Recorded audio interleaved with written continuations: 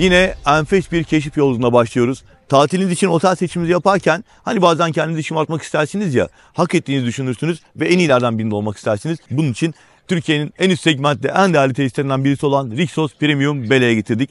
Her zaman yaptığımız gibi birazdan lobi resepsiyona geçeceğiz. Buraya gelen misafirin sizlerin geldiğinizde karşılandığınız bölümden başlayacağız. Lobi barlarından, Rixos Lounge'undan başlamak üzere bar konsepti içeriğinden, sunumlardan ve ortamlarından görüntüler sunacağız. Tamamen yenilenen ve all day dining konseptinde inanılmaz güzel menüler sunan Peoples'tan ve hemen onun yan tarafında enfes güzel tatlılar, pastalar, çikolatalar sizi bekleyen Godiva Cafe'den bahsedeceğiz. Sonra açık alanlara çıkacağız. Zaten buradaki ortamı görüyorsunuz.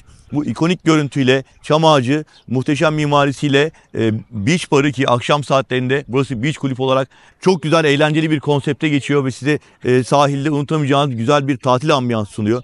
Bunun dışında Rixi Çocuk Kulübü'ne gideceğiz. Rixi Çocuk Kulübü'ndeki özelliklerden bahsedeceğiz. Oradaki aktivitelerden bahsedeceğiz. Yapılan karnavallardan, futbol turnuvasından bahsedeceğiz. Tabii ki çocuklar demişken Rixos Premium Bey'te kalan misafirlerimizin The Land of Legends'a ücretsiz transfer ve ücretsiz giriş hakkı olduğunu bir kez daha hatırlatacağız. Yine tesiste tabii açık büfe ana restoran dışında yemek sunumu yapan başka restoranlar var ama özellikle alakart restoranları, tam 7 tane alakart restoranında misafirlerimizin memnuniyetle ağırlanacağını, akşam yemeklerini deneyime dönüştürebileceğini anlatacağız. Bu alakart restoranların 3 tanesinin yine The Land of Legends'ta akşam saatlerinde sizleri ücretsiz olarak ağırlayabildiğini anlatacağız. Özellikle akşam saatlerinde Macaroni isimli alakart restoran bir deneyim yaşayacağız. Bunu da size göstermeye gayret edeceğiz. Tabii aslında her şeyi burada anlatmak çok doğru değil. Lafı uzatmayalım. Bu muhteşem tesisi keşfetmeye lobi resepsiyonundan başlamak üzere sizleri giriş bölümüne davet ediyorum. Lütfen Rixos Premium Belek videosunu izlerken beğeni ve abone tuşlarına basmayı ve tatilüm ekibimizden ETS Tur'un yetkili satış ajansı olarak bizlerden rezervasyon yapmayı ihmal etmeyiniz diyelim ve sizleri bu güzel keşif yoluna davet edelim. Buyurun lütfen. Giriş konuşmamızdan sonra, açılış konuşmamızdan sonra Rixos Premium Bele'ye hoş geldiniz diyerek her zaman yaptığım gibi videomuzun bu bölümünde sizlerin tatil başlangıcında otele ilk geldiğiniz anda aracınızı park ettiğiniz yerden başlıyoruz. Çünkü buradaki emekçi arkadaşlarımıza bir selam vermek istiyoruz. Her zaman olduğu gibi Ali kolay gelsin. Ali dışında tabii diğer arkadaşlarımız var, bellboy arkadaşlarımız var. Burada sizleri karşılayacaklar. Sını kolay gelsin. Çok teşekkür ederiz. Biz ilk geldiğimizde Rahmi Koç isimli bir arkadaş vardı burada. Onun mesaisi bitmiş. Ben onu özellikle göstermek istedim ama çok böyle güzel tesadüfle bir isimle karşılaştık. Yine bellboy arkadaşlarımızdan. Ve Rixos Premium Bele'in lobi resepsiyon alanından keşif yolculuğuna başlayacağız. İlk hissiyatımı samimiyetle söylemek istiyorum. Bu tesisin aurası, ambiyansı gerçekten çok rahatlatıcı. Çok lüks, çok konforlu, çok yüksek standartta hizmet alanları olduğunu sıklıkla söyleyeceğim. Ama bu ifadeleri kullanırken daha çok burada kendinizi ne kadar rahat hissedeceğinizi, içerideki ışıklandırmasından ki çoğunlukla gün ışığı alan çok güzel bahçe ve havuz manzaralarının size eşlik ettiği çok da hoş bir kokuyla bütün tatiliniz boyunca resepsiyon, lobi alana geldiğinizde kendinizi iyi hissedeceğiniz bir atmosfer var. Tabii arkadaşlarım sizi karşılıyorlar ve premium bir karşılama yapılıyor. Şampanyanızda, çikolatalı çileklerinizde, makaronlarınızda karşılanıyorsunuz ve ilk adımlarınızda hemen size göre sol tarafta bir resepsiyon bölümü var. Yine bu defa bana göre sol tarafta lobi barın olduğu alanlar, dinlenme bölümleri ve teras kısımlarla beraber bu alandayken ilk giriş aşamasında asistan arkadaşlarımızın girişinde yardımcı olmaları için dinlenme bölümüne davet ediliyorsunuz. Önce resepsiyon tarafına geçeceğim. Sonra keşfimiz devam edecek. Buyurun lütfen. Giriş bölümünden sonra resepsiyona geldiğimizde buradaki dekorasyonun ve ambiyansın da aslında az önce bahsettiğim ışık, koku ve genel anlamda çok yüksek kalitede hazırlanmış bir dekorasyonla bütünleştiğini görebilirsiniz. Resepsiyon bölümünde tabii ki giriş işlemleriniz yapılırken asistan arkadaşlarımız size eşlik ediyor ve tatiliniz boyunca sizin onayınız dahilinde kurulacak WhatsApp grubundan sizlerle irtibatta olmak ve isteklerinize anlık olarak cevap vermek üzere onlar sizinle tanışmış olacaklar. Ramazan bunlardan bir tanesi. Tabii çok sayıda başka asistan arkadaşımız var. Ben örnek olarak onu göstermek istedim. Çok şık. Yine böyle özellikle kravatının rengi bize Rixos'u ve tatili anımsatan bir kombinasyon olmuş diyebilirim. Bu alanda anlatmak istediğim çok önemli bilgiler var. Birincisi asistanlık hizmetiydi. İkincisi arkamda dikkatini çekmiştir. Bu oteller Türkiye'deki bütün tesislerinde kullandıkları enerjiyi güneş panellerinden geri dönüşebilir enerji haliyle kullanıyorlar. Ve dolayısıyla gelecek için sloganıyla Land of Legends'taki aktiviteler dahil olmak üzere tüm enerjiyi doğadan, güneşten elde ediyorlar. Ben de Bu önemli ayrıntıyı sizlere aktarmak istedim. Bunun dışında yine daha bu bölümdeyken çok önemli bir bilgi daha vermem gerekiyor. Bunun için diğer tarafa geçiyorum. Ve bu bölümdeki bilgilendirmelerime Rixos Premium Bake'te kalan misafirlerimizin Türkiye'deki hatta dünyadaki en kapsamlı tema parklarından birisi olan The Land of Legends'a ücretsiz transfer ve ücretsiz giriş hakkı olduğunu söylemek isterim. Şu anda The Land of Legends'a ortalama 15 dakika mesafe değil ve sizler tatiliniz sırasında bir gününüzü The Land of Legends'a herhangi bir ücret ödemeden sadece kayıt masasına rezervasyonu yaptırarak servis saatlerinde de dışarıda hazır bulunarak gidebilirsiniz. Bu arada yine bu otelde kalan, Rixos Premium Bake'te kalan misafirimizin The Land of Legends'a gittiklerinde tema parkta ücretsiz şekilde tüm aktivitelerden faydalanırken yine alışveriş merkezi bölümünde de giden misafiriniz varsa bileceklerdir.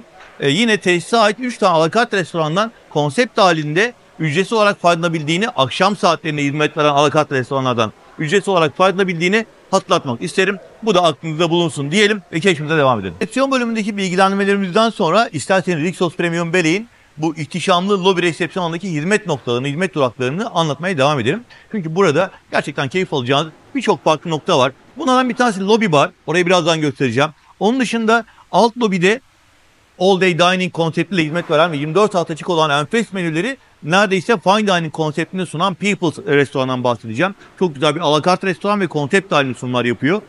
Onun dışında Irish Sport Bar var. Orada çok güzel bir konsept içerisinde alkollü alkolsüz sunumlar yapılıyor. Aşağı ininde göstereceğim. Yine bu tarafa doğru baktığımızda hem fitness center hem Anjana Spa'nın giriş bölümü var. Onu da yine gün içerisindeki turum sırasında sizlere göstermeye çalışacağım ama şimdiki konumuz lobby bar. Çünkü resepsiyondan giriş yaptıktan sonra genel olarak misafirimizin ilk uğrak noktası lobby bar oluyor. Ben burada sabah 9'dan gece 24'e kadar açık ama lütfen unutmayın alt kattaki People's 24 saat açık. Kolay gelsin. Teşekkürler. Merhabalar. Ben tabii genel olarak videolarımızın ilk bölümlerinde otellerin konseptiyle ilgili fikir vermek adına alkollü içecek ve alkolsüz içecek sunumları ile ilgili fikir verecek paylaşımlar yapıyorum. Burada gördüğümüz display'de yani tezgah üzerine dizili tüm alkol içecekler konsept halinde sunuyor misafirlerimize ama bir parantez açmamız lazım. Biz şu anda Rixos Premium Belek'teyiz. Yani burada sizin damak zevkinizin alışık olduğu premium marka birçok alkol içeceği konsept halinde alabiliyorsunuz. Çok güzel imza kokteyllerini yine miksolojik anlamda damağınıza iz bırakacak imza kokteyllerini burada arkadaşlarımız sizin için hazırlıyorlar. Bu anlamda isterseniz international kokteyller, isterseniz otel imza kokteylleri, isterseniz damak zevkine uygun siparişler verebilirsiniz. Yani tatlı ekşi bir kokteyl siparişi verebilirsiniz. Veya rahatlatıcı yemek öncesi, yemek sonrası buradaki miksolog arkadaşlarımızın tavsiyesiyle onların size hazırlayacağı formüllerle kokteyllerinizin tadına bakabilirsiniz. Hemen şöyle bir kare kod göstereceğim size. Menüye ulaşabilmeniz adına belki bir fikir verecektir. Ve marka merak eden misafirimiz için de kısaca bir özet geçmek istiyorum. Hem bourbonlar, hem single maltlar, hem scotchlar, whisky grubunda aklınıza gelecek tüm markalar var. Double Black'ler, Shivass'lar, bu tarafta Ballantine'slar, romlarda Havana, Club ve Kaptan Morgan'ların tüm çeşitleri var. Tequila grubunda Olmeca'nın 1, 2, 3, 4 çeşidini görüyorum. Hepsi var. Kanyaklar, devam ettiğimizde Aperol grubunda olanlar ve diğer likörler, rakılar. Artık bunu say akşam olmaz. O yüzden ben şöyle bir devam edeyim. Yine çok klasik olacak ama meşrubatlarınız ve alkolsüz içeceklerinizin hemen hemen birçoğu kutu veya şişe olarak servis yapılıyor. Bunların hepsini adettendir diye anlatıyorum. Sonuçta tekrar diyorum biz Rixos Premium Belek'teyiz ve burada her şey olabilecek en üst seviyede zaten size için alınıyor. Tabii ki çay kahve sunumları yine konsept halinde ve resepsiyon lobi alanında, lobi barın hemen yan tarafının dinlenme bölümlerinde terastaki güzel manzarayı tamamlayalım. Daha sonra turumuza devam edeceğiz. Böyle ilerliyorum. Özellikle sigara kullanan misafirlerimiz veya dışarıda oturmak isteyen misafirlerimiz, ben az önce burada bir kahve keyfi yapmıştım. Gerçekten çok hoş bir ortam var. Rixos Premium Belek'e resepsiyon teras kısmından, lobi teras kısmından hoş geldiniz diyerek şu manzarayı bir göstermek istiyorum. Buradaki havuz bir dekorasyon havuzu. Klasik ismiyle söyle bir süs havuzu. Esas yüzme havuzlarını zaten ağaçların diğer arka tarafında size tüm detaylar anlatacağız. Ve devam ediyoruz. Bu araya kadar olan bölümde Rixos Premium Belek'le ilgili videomuzla ilgili bir beğeni ve abone tuşuna basarak YouTube sayfamıza destek olarak izlemeye devam ederseniz çok mutlu olurum. Onun dışında da rezervasyon yapmaya karar verdiğinizde çok önemli. Çalışmalarımızın bütün amacı bu. Rezervasyonlarınızı tatil ekibimizden yapmanızı önemli rica ediyorum. Biz ETS Tur'un yetkili satış adresi olarak Rixos Premium Belek rezervasyonunuzu memnuniyetle bekliyoruz efendim. Buyurun devam edelim. Şimdi üst lobiden alt lobiye indim. Enerjimi hissediyorsunuz değil mi? Gerçekten çok beğendiğim otelleri, çok özel tesisleri anlatırken size gerçekten unutamayacağınız bir tatili yaşayacağınızı hissettirmeye çalışırken ben de bunu biraz yaşıyorum aslında. Herhalde işimizi sevdiğimizden kaynaklanıyor bu da. Şimdi üst lobiden alt lobi alana indik ve Peoples'a gidiyorum. Peoples'ı size anlatmak için sabırsızlanıyorum çünkü orası tamamen yenilendi. Buyurun size göstereyim.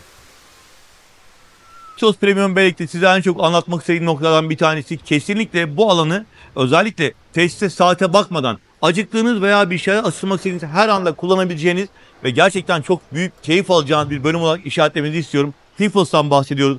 All day dining, tüm gün yeme içme hizmeti veren, aynı zamanda bunu çok yüksek kalitede bir sunumla gerçekleştiren Peoples'a giriş yaptık.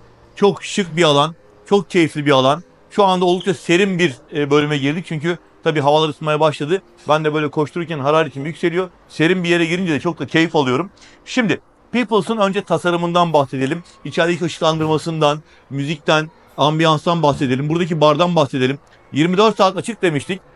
Ben bu üniformayı görünce kesin bir miksolog burada vardır diyorum. Kim varmış burada? Mert. Nasılsın? İyi misin? Koşturuyoruz Mert. Her şey yolunda. Şimdi lobby barda içecek konseptle ilgili biraz fikir vermiştim. Zaten bizim Rixos Premium Belek'te amacımız tek tek içecek markası saymak değil. Bunu tekrar yapmayacağım. Bununla ilgili zaten ben olması gereken cümleleri söyledim diye düşünüyorum. Ve Peoples işte gördüğümüz bu muhteşem atmosferde herhangi bir ek ücret olmadan 24 saat boyunca inanılmaz keyifli bir şekilde yemeklerinizi, menülerinizi, öğünlerinizi ya da ara öğünlerinizi ne istiyorsanız sabah saatlerinde gelip kahvaltı menüsü sipariş verebilirsiniz. Gece saatlerinde eğlenceden çıktıktan sonra gelip burada bir gece menüsü sipariş verebilirsiniz. Gece çorbası içebilirsiniz. Bununla ilgili bir bakar mısınız şıklığa? Çok güzel bir kare kod hazırlamışlar. Oldukça orijinal bir görüntüsü var. İsterseniz ekranı dondurup kare koddan menüyle ilgili şöyle fikredecek bir görüntüde izleyebilirsiniz. Söyleyecek çok fazla bir şey yok. Gelip yaşamanız lazım. Ben kısmet olursa yarın da buradayım ve Peoples'ta alacağım bir öğünde çektiğim menüleri burada kolaj olarak ekliyorum. Sunumların ne kadar özel tabaklarda, özel sunumlarla ve şeflerin özel tabaklama şekliyle, sunumlarıyla bir sanat eserinin sunulduğunu göstermek istiyorum. Peoples'ta hemen bir örnek sunum göstermek istiyoruz. Çalışmamızın arasında öğle yemeğimizi almak için Peoples'a geldik. Arkadaşlarımız servisimizi yapıyorlar. Kare koddan açılan menüden seçimlerimizi yaptık. Gerçekten burası all day dining konseptiyle aynı zamanda parantez açacağım. Neredeyse fine dining konsepti. Çok güzel sunumlar yapıyorlar. Deniz mahsulü linguine geldi. Karides ve midye var. Tamam. Burrito salatası onu ben istemiştim. Alabilirim. Teşekkür ederim. Tamam. Pesto sosuyla beraber gayet hoş görünüyor. Peki. Teşekkürler.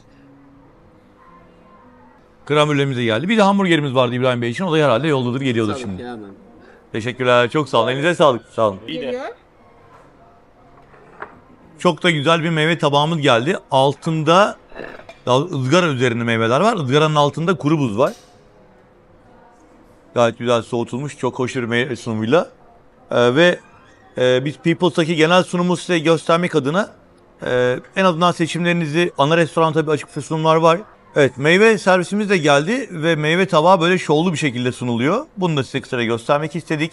Gerçekten beni çok heyecanlandıran bir bölüm burası. Özellikle tatilinizi taşlandıracak ve sizin yüksek segmentte bir tatil yaptığınızı kesinlikle hissettirecek bir ortam. Tabii ki teras kısmı da var. Az daha unutuyordum ya. Unutulur mu? Burası da Peoples'ın teras kısmı. Özellikle sigara kullanan misafirlerimiz ya da klimalı bölümde oturmak istemeyen misafirlerimiz az önce yukarıdan gösterdiğim bu güzel dekoratif havuz ve orman manzarasıyla beraber Peoples'ın tadını terastan çıkartabilirler. Zannediyorum ne kadar şık, ne kadar çizik alınan bir bölüm olduğunu gösterdim. Turumuz devam ediyor. Daha göstereceğimiz çok nitelikli, çok güzel, çok keyifli alanlar var. Yavaş yavaş ilerleyeceğiz ama hala lobby resepsiyon alanındayız ve burada bir de Irish Sports Bar'dan görüntüler aktarmak istiyorum size. Turumuz devam ediyor. Peoples'tan sonra bir başka keyif durağı, bir başka lezzet durağı, bir Irish Pub burası. Irish Sport Bar olarak geçiyor ve akşam saat 16'da, öğleden sonra saat 16'da açılıyor. Gece saat 24'e kadar özellikle bira seven misafirlerin burayı çok sevecekler. Şişe biralarla başladık. Dünyanın her köşesinden en meşhur biralardan birçoğu burada konsept halinde sunuluyor. Yine arkadaki display'de gördüğünüz alkol içeceklerin tamamı konsept halinde premium markalar. Burada bira markalarını tek tek okumuyorum. Siz zaten görüyorsunuz. Hemen yanında oldukça üst seviyede premium içecekler, kanyaklar, viskiler konsept halinde yine sunuluyor. Bunun dışında yan tarafa geçtiğimiz zaman her zaman benim tercihim draft biradır. Yani şişe bira çok soruluyor, çok aranıyor. Misafirlerimiz diyor ki ya biz tatil yiyeceğiz, o da şişe bira var mı? Evet, birçoğu artık vermeye başladı. Artık çok orta kategori otellerde bile Şişe bira zaten fazlasıyla farklı farklı markalar sunuluyor. Ama ben her zaman draft biradan yanayım. Çünkü draft biranın, fıçı biranın lezzetini diğerinden alamıyorum. Benim için öyle. Mesela böyle bir ortamda ben gelsem maç izlerken kesinlikle buradan bir Erdinger söylerim ya da bir Beck söylerim ya da meraklısına vazgeçemeyen tabii ki Efes'imiz var.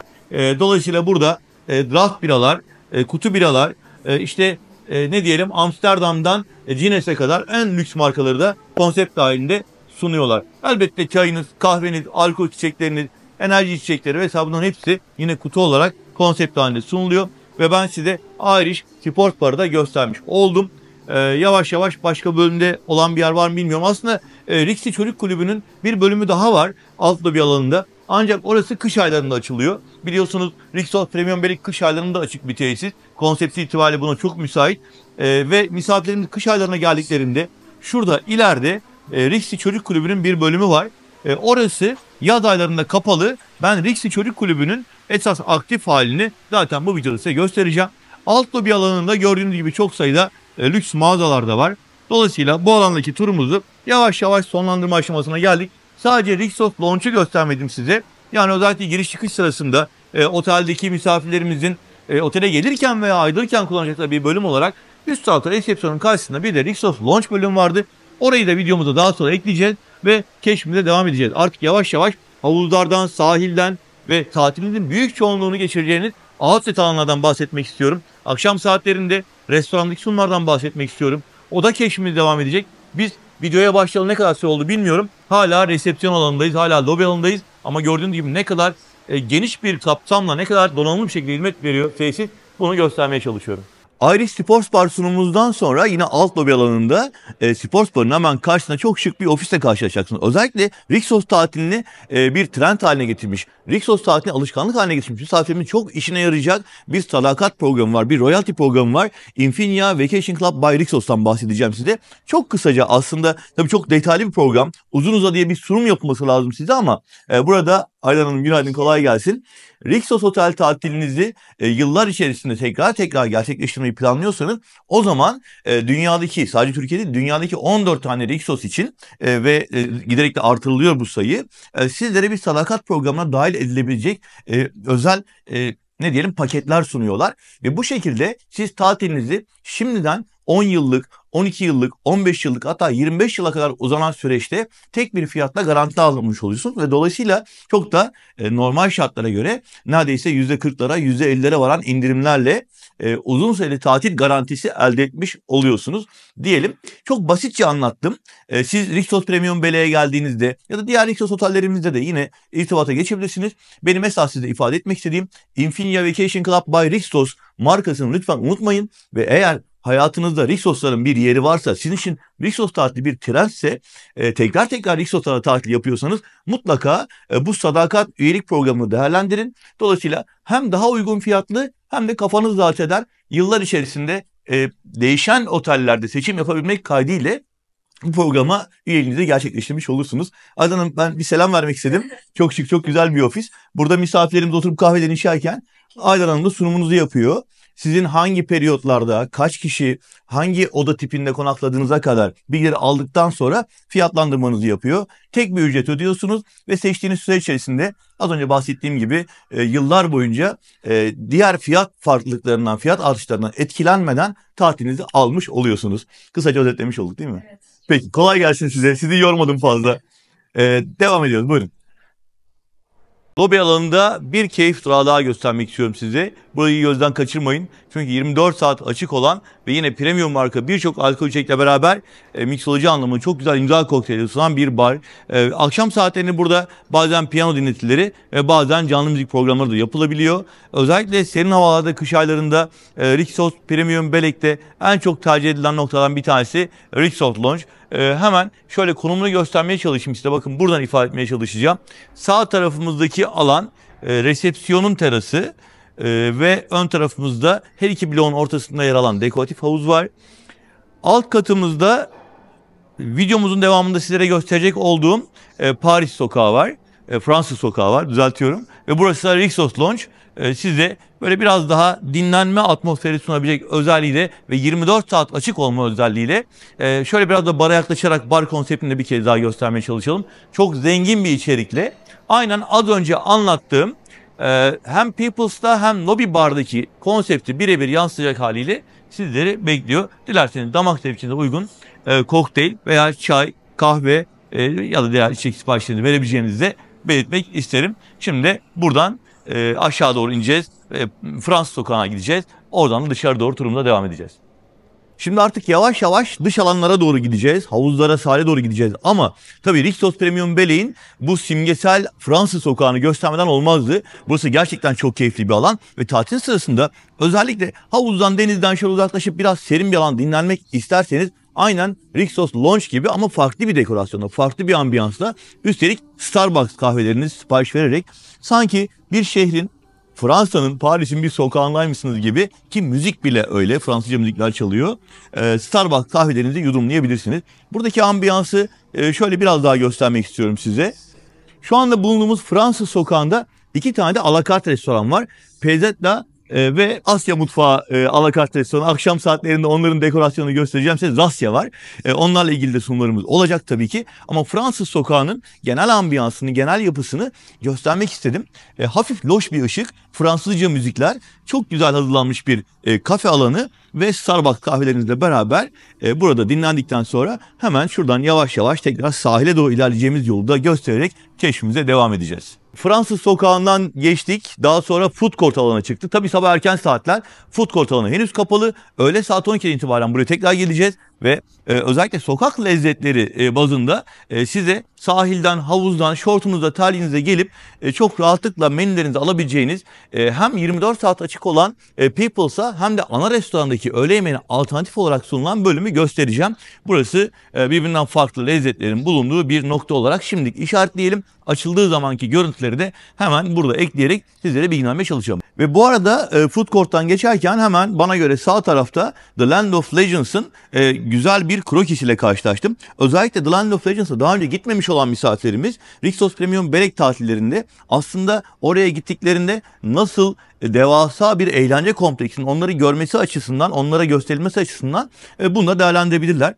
Tabii ki bizim The Land of Legends videolarımız da var. Hem tema parkta hem Kingdom Otel'de çekilmiş videolarımız var. Nickelodeon'da çekilmiş videolarımız var. YouTube sayfamda önceki videolarımda yine onlarla ilgili detaylı. Food court alanından sağa doğru ilerlerken hemen bana göre sağ tarafta böyle güzel bir The Land of Legends krokisiyle karşılaştım. Rixos Premium Belek'te kalan misafirlerimizin The Land of Legends'a ücretsiz transfer ve ücretsiz giriş hakkı elde ederek tüm aktivitelerden ücretsiz faydalanabildiğinden bahsetmiştik. Yine kısa bir hatırlatma geçmek istiyorum. Hem The Land of Legends'la ilgili hem de Nickelodeon'la ilgili YouTube sayfamızda çok detaylı videolar var. Arzu ederseniz o videoları izleyebilirsiniz. Arzu ederseniz buradaki arkadaşlardan bilgi alabilirsiniz. Ama daha önce The Land of Legends'a gitmeyen misafirlerimiz buradaki krokiyi gördüklerinde zaten ne kadar büyük bir tema parkının, ne kadar büyük ve çok sayıda aktivitenin bulunduğu bu alanın onları beklediğini bir kez daha hatırlamış olsunlar. Tabii ki Rixos Premium Belek'te kalan misafirlerimizin The Land of Legends'a ücretsiz transfer ve ücretsiz giriş hakkından haricen sadece Rixos Premium Belek misafirlerine özel olmak kaydıyla Shopping Avenue'deki 3 tane özel alakart restorandan ücretsiz faydalanabildiğini, akşam yemeklerinden ücretsiz faydalanabildiğini hatırlatmak isterim. Buyurun devam edelim. Şimdi artık yavaş yavaş havuzu, sahili şöyle görmeye başladım. Food court alanından hemen sol tarafta da bana göre sol tarafta sizin karşınızda Godiva Cafe var. Tabii ki konsept dahilinde. Öğleye doğru açılıyor. Orası da açıldığı zaman geleceğim, anlatacağım size konseptini. Şimdi sadece aslında konumlarını gösteriyorum. Sabah saat şu anda 7:45, çok erken saatte çekiyoruz videoları.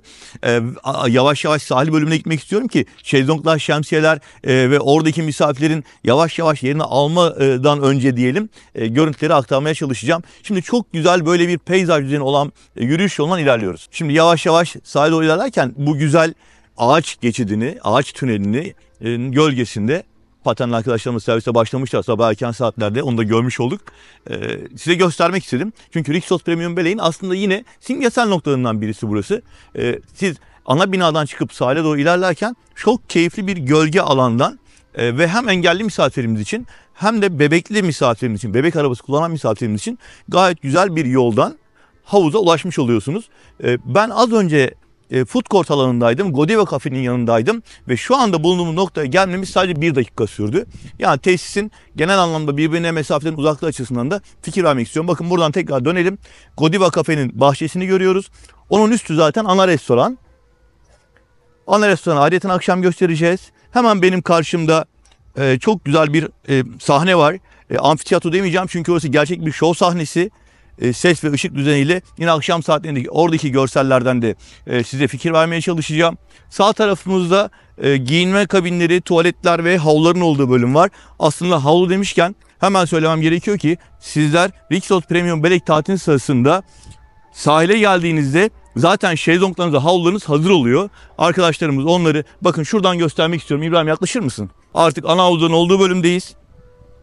Bakın havlular bu şekilde hazır halde sizi bekliyor. Yani siz havlularınızı alıp gelmenize gerek yok. Havlularınız zaten burada düzenli bir şekilde tertemiz bir halde yatak minderli şezlonglarda misafirlerimizin kullanımına açık. Şimdi buradan tekrar şöyle sahile doğru dönerken göstermek istediğim en güzel manzaradan bir tanesi size sunacağım. Havuzların dekoratif görüntüsü ve hemen karşıda yine Rixos Premium Belek'in sembolik çam ağacı, ikonik çam ağacı, altında da o muhteşem beach bar alanı. Bu güzel manzarayla artık tatile hoş geldiniz diyebiliriz. Lobi alanında uzun süre anlatımlar yaptık ama çok kapsamlı, çok nitelikli hizmetler vardı. Anlatmazsak olmazdı. Şimdi tatilinizin en fazla süreyi geçireceğiniz noktasına geldik. Ve Rixos Premium Belek'e bir kez daha hoş geldiniz diyerek bu muhteşem görüntülerle videomuza başlıyoruz. Videomuzu kış aylarında izleyen misafirlerimiz için bir bilgi vereceğim. Şu anda geldiğimiz alanda gördüğümüz bana göre sağ taraftaki havuz ısıtmalı bir havuzdur. Özellikle geçiş dönemlerinde, bahar aylarında, serin havalarda, ara tatillerde Rixos Premium Belek'e geldiğinizde birkaç tane ısıtmalı havuz var. Kapalı ısıtmalı havuz, açık adult, sadece yetişkin misafirin kullanabildiği ısıtmalı havuz gibi seçenekler var. Ama bu havuzun da serin havalarda, bahar aylarında ve kış aylarında ısıtmalı olarak hizmet verdiğinde belirtmeden geçmek olmazdı diyorum ve sahile doğru devam ediyorum. Havuzların olduğu yerden sahile doğru ilerlerken sağ tarafımızda bir soğuk içecek dolabı var. Soft içecekler var burada. Suyunuz ve meşrubatlarınız var. Diğer tarafta havlularımız var. Havlu kartı uygulaması olmadığını söylemiştim. Onu bir kere daha atlatalım ve sahil keşfimize başlayalım. Şimdi havuz bölümünden sonra sahile doğru yavaş yavaş ilerlerken bu güzel dekoratif alanları tabii göstermek istiyorum. Gerçekten göze çok hoş görünen bölümler. Arkasında benim için samimiyetle söylüyorum çok keyifli olarak ifade edilecek bir nokta beach bar. Birazdan bahsedeceğim. Şu sahil, kumsal, iskele anlatımımı bitirdikten sonra beach bar'a geçip orada bir soluklanmak istiyorum. Bir kahve içmek istiyorum. O alanın da bilgilerini aktaracağım ama şezlongların ve şemsiyelerin farklılaştırılmış dekorasyonla birçok alanda sunulduğunu göstermek adına havuzdan sahile doğru ilerlerken bakın çim alanda yine böyle küçük gölge alanlar da var. Büyük şemsiye alanlar da var. Yatak minderli ve gayet güzel görünümlü rahat şezlonglarda kare kodlardan açılan menülerden sipariş verebiliyorsunuz. Ve arkadaşlarımız az önce havuz etrafında olduğu gibi kumsaldaki şezlonglar dahil olmak üzere sizlere kare koddan açılan menüden birçok kokteyl çeşidini, içeceklerinizi, premium marka alkollü veya alkolsüz seçimlerinizi orijinal bardaklarıyla yapıyorlar. Bunun dışında hemen şu ön tarafta pavilyonlar var. Onlar rezervasyonlu ve belli bir miktar ücret ödeyerek size özelleştirilmiş bir alan olarak kullanabiliyorsunuz. Kısaca orayı da gösterelim. Sahile doğru ilerlerken hani gördüğümüz birçok noktayı anlatmaya çalışıyorum. Göze çok hoş görünen hafif bir müzikle şu anda Beach Bar'ın o güzel görüntüsünü kısmen ucundan şöyle bir gösterelim. Geri döneceğiz oraya ve şezlonglarla, pavilyonlarla devam edelim. Hatta kumsala şu aradan çıkabiliriz diye düşünüyorum. Evet, bu adayken pavilyonların ve size özelleştirilmiş dinlenme alanlarının genel yapısını böyle bir daha gösterelim. Bunların da kare kodları var yanında ve siparişinizi arkadaşlar buraya da servis ediyorlar. Şimdi iskeleye doğru ilerleyebiliriz. Sahildeki şezlonglara yakından göstererek platformlarla çok rahat bir şekilde hemen hemen bütün şezlonglara ulaşabileceğinizi göstererek engelli misafirin için gerekli aparatların da onlar için hazır beklediğini de ifade ederek devam edelim. İskeleye doğru döneceğim ve sabah saatleri Belek bölgesinde bu saatlerde deniz gerçekten çok güzel oluyor. Genellikle misafirlerimiz Belek bölgesinde denizle ilgili hani negatif ifadeler kullanıyorlar ama ben burada tüm otellerde yaptığım gibi, Belek otellerinde yaptığım gibi Rixos Premium Belek'te de deniz keyfini sabah saatlerinde tam anlamıyla çıkartabileceğinizi göstermek istiyorum. Kum zemin, çok küçük taşlıklar, çakıllıklar var. Hatta taş demeyelim, minik çakıllar var. Ve bu şekilde sığdan derine yürüyerek ortalama derinlikte bir yapıda keyfinizi yapabilirsiniz. Öğleden sonra saatlerinde çabuk dalgalanan bir bölge burası. Bölgenin genel karakteristik yapısı. Ama sabah ile öğle saat 11'e 12'ye kadar gördüğünüz gibi neredeyse havuz gibi diyebileceğimiz bir denizde deniz keyfinizi yapabilirsiniz. Zaten havuzlar da oldukça büyüktü. Artık öğleden sonra da havuza devam edersiniz. Bu öğleden sonra denize giremezsiniz anlamında değil. Şu anki görüntüyle öğleden sonraki görüntü biraz değişiyor, farklılaşabiliyor. O da aklınızda olunsun. Doğru söyledim mi? Doğru. Hasan kolay gelsin. Sağ ol. Nasılsın, iyi misin? Sıcaklar biraz zorlaştırıyor artık değil mi? Yapacak bir şey yok. Evet. Deniz konusunda aslında en hakim sensindir. Verdiğim bilgi doğru değil mi? Sabah saatlerinde böyle çok güzel oluyor. Ondan sonra biraz dalgalanıyor değil mi? Evet. Öğleden sonra dalgalanıyor. Eyvallah. Kolay gelsin. İşin rast gelsin. Evet. Şimdi yavaş yavaş iskeleye doğru devam ediyoruz. İskelenin en uç kısmına kadar geldik. Burada az sayıda da olsa şezlonglar, şemsiyeler var. Ve yine kare kodlardan açılan menülerden buradaki yatak minderli şezlonglara sipariş verebiliyorsunuz. Bunun dışında iskelenin genel ortamını göstermek adına şöyle bir dönmek istiyorum. Ve buradan da tesiste bir bakış atmak istiyorum. Size göstermek istiyorum. Böyle deniz üstü hamaklar var. Özellikle akşamüstü saatlerinde bunlar çok keyifli oluyor. Kullanabilirsiniz. Bunun dışında birazdan sahilden diğer iskeleye doğru yürüyerek birçok farklı hizmet alanında göstermeye çalışacağım. Sahil sadece burada gördüğümüz bölümden ibaret değil ama yine gözümüze çarptığı için su sporları bölümünü, hemen sağ tarafımızdaki şezlongların olduğu yerin arkasındaki soğuk meyve sunumu yapılan yeri, beach bar'ın silüetini görebiliyoruz palmiyelerin arkasında ve sola doğru ilerlediğimizde yine farklı hizmet noktaları var. Onları size anlatacağım. Özellikle pavilyonlardan bahsetmek istiyorum çünkü sahilde size özelleştirilmiş hizmet alanları isterseniz gerçekten çok yüksek kalitede bir menü içeriğiyle sizleri bekleyen özel pavilyonlar var. Onları da göstereceğim. Şimdi sizi tatilin sırasında belki de en çok keyif alacağınız ya da en çok zaman geçireceğiniz noktadan bir tanesine getirdim. Rixos Premium Belek'in en ikonik, en simgesel noktalarından bir diğeri. Bu kelimeleri biraz fazla kullanıyorum ama gerçekten özenle hazırlanmış noktalar var.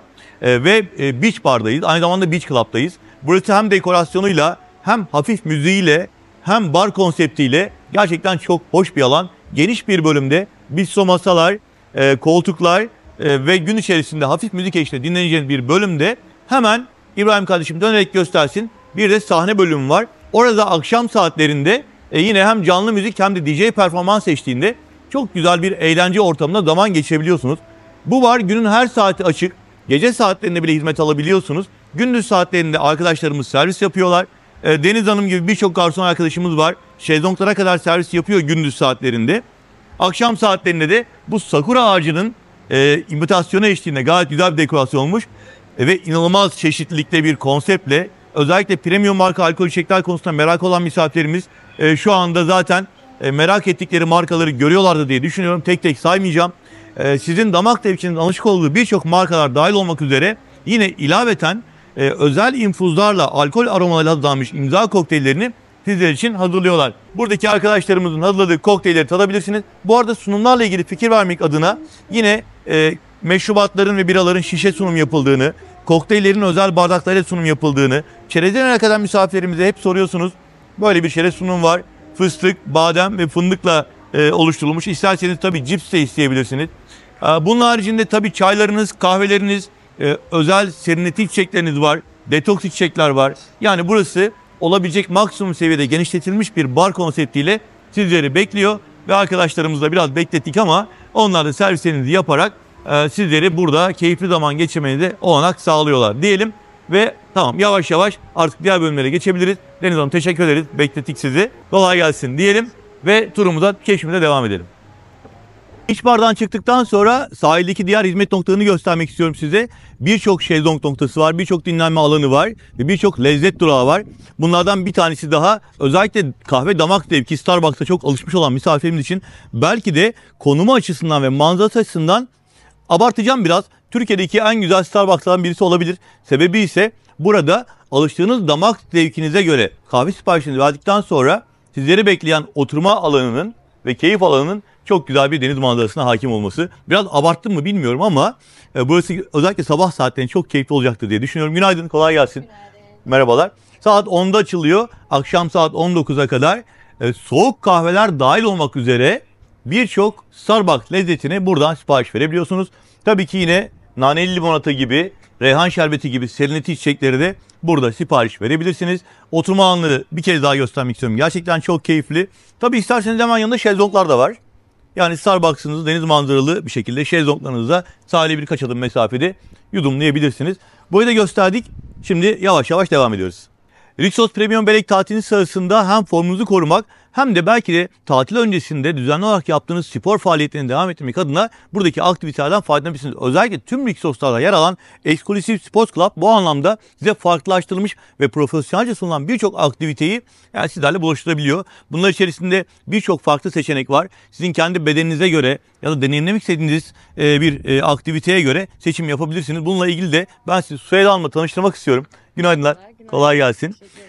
Kendisi bu bölümün sorumlu ve görevli arkadaşımızdan bir tanesi ve burada neler olduğu konusunda çok kısa ondan hemen bilgi almak istiyorum. Sabah saatlerine nasıl başlıyoruz, nasıl ilerliyoruz?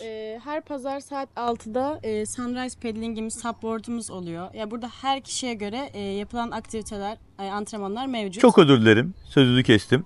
Çok güzel bir yerden başladı. Sabah gün doğumunda surprise yapılıyor. Evet. Veya paddleboard da diyoruz. Doğru ifade değil mi? Paddling de deniliyor. Hepsi aynı yere çıkıyor. Ama sabah gün doğumunda yaparlarsa 6'da Sunrise Paddling olarak isimlendiriliyor. Çok keyifli. Evet. Ya sabah 6'da kalkır mı demeyin. Tatilinizden az bir gününde bunu mutlaka. Gün doğumunu izliyoruz. Yani insanlara hem eğlenceli bir şekilde sporu da sevdirmeye çalışıyoruz burada aynı şekilde. Kardiyo derslerimizde. Mesela Kango Jump. Özel ayakkabı. Mesela evet, bunu zıplayarak. Herkes kardiyo yapmayı sevmiyor veya herkes böyle yorucu bir şey. Bunu eğlenerek yaptırıyorsun. Evet, bunu müzik açıyoruz, eğlenerek beraber koreografiler yapıyoruz. Hani step şeklinde, aynı şekilde dans şeklinde ortaya. Tek kişi çünkü zevk almıyor. Grup dersi. Grup olunca motivasyon da artıyor. Tabii ki Zumba dersimiz var. Tüm hocalarımız zaten alanında uzman kişiler. Bunlarla beraber çalışmak zaten benim için de aynı şekilde gurur. Gelen harika. Kişiler de bizi çok böyle motive olduklarını söylüyorlar ve bu şekilde bize daha çok işimize özenle yapıyoruz. Harika. Bu şekilde devam ediyoruz. Çok teşekkür ederim. Crossfit derslerimiz. Herkese göre var. Pilates, yoga, crossfit, TRX her ders var. Çok güzel anlattı Süheyla Hanım'a. Ben teşekkür ediyorum. Bu bölümde de misafirlerimizin tatil sırasında hem formda kalmak hem sportif aktivitelerini, bedensel faaliyetlerini devam ettirmek hem de keyifli zaman geçirmek için Exclusive Sport Kulübü değerlendirebileceklerini kısaca göstermiş olduk. Bu bölümle ilgili sadece bulunduğumuz alanda değil, farklı bölümlerde de aktivitenin yapıldığını hatırlatalım ve turumuza, keşfimize buradan sonra tekrar devam ederek size bilgilendirmelere, videolarımızı sunmaya devam edelim. Çok teşekkür ederim. Çok sağ olun. Görüşmek üzere. Sağ olun. Şimdi bu güzel alandan, Exclusive Sport Kulüp'ten sonra hem beach voley sahasını hem de Woosman'i göstermek üzere böyle bir fiziksel, sportif faaliyetin olduğu bölümleri anlatmaya devam etmek istiyorum. Özellikle sabah erken saatlerde ve akşam saatlerinde böyle değişik, orijinal bir fitness bölümünde spor yapmak isteyen misafirlerimiz Woosman'i kullanabilirler. Tabii ki ayrıyeten yine ana binada profesyonel hazırlanmış aletlerin bulunduğu fitness center bölümü var. Ama burası da denize nazır, gayet güzel, temiz havada spor yapmak isteyen misafirlerimiz için bir başka alternatif olarak sizlere göstermek istedim burayı da. Keşfimiz devam ederken burada çok önemli bir arkadaşımızı yakaladım. Özellikle sahil keyfiniz sırasında tatilini biraz daha özelleştirmek isterseniz Sebastian'ı bulmanızı tavsiye edeceğim. Çünkü arkamızda gördüğümüz pavilyonlarla ilgili, yani VIP yeme içme hizmetleriyle ilgili size en detaylı bilgi verecek olan kişi kendisi. Öncelikle kolay gelsin Sebastian. Teşekkür ederim Ersin Bey, hoş geldiniz. Benim size birçok sorum olacak. Hızlıca başlamak istediğini biliyorum. Ama ben senin anlatımını, burada arkamızdaki pavilyonları gördük ama esas detayları oradaki süslü pavilyonlarda, çiçekli pavilyonlarda yapmanı rica ediyorum. O tarafa geçebilir miyiz? Tabii, buyurun efendim. Hadi buyurun. İbrahim, gösterir misin? Bak, iskelenin ucundaki çok hoş. Gerçekten evet. Dekorasyonu dikkat çekici. Özellikle rica ettim Sebastian'dan ki bize orada bir sunum yapsın. Misafirimizi tam olarak bilgilendirelim. Geldik süslü pavilyonların olduğu yerde. Bu iskelet tamamen ailenizle beraber kendinize özelleştirilmiş, biraz daha izole bir alanda tatil yapmak isteyen misafirlerimiz için ideal. Ama neden çiçekler takılmış onu bilmiyorum.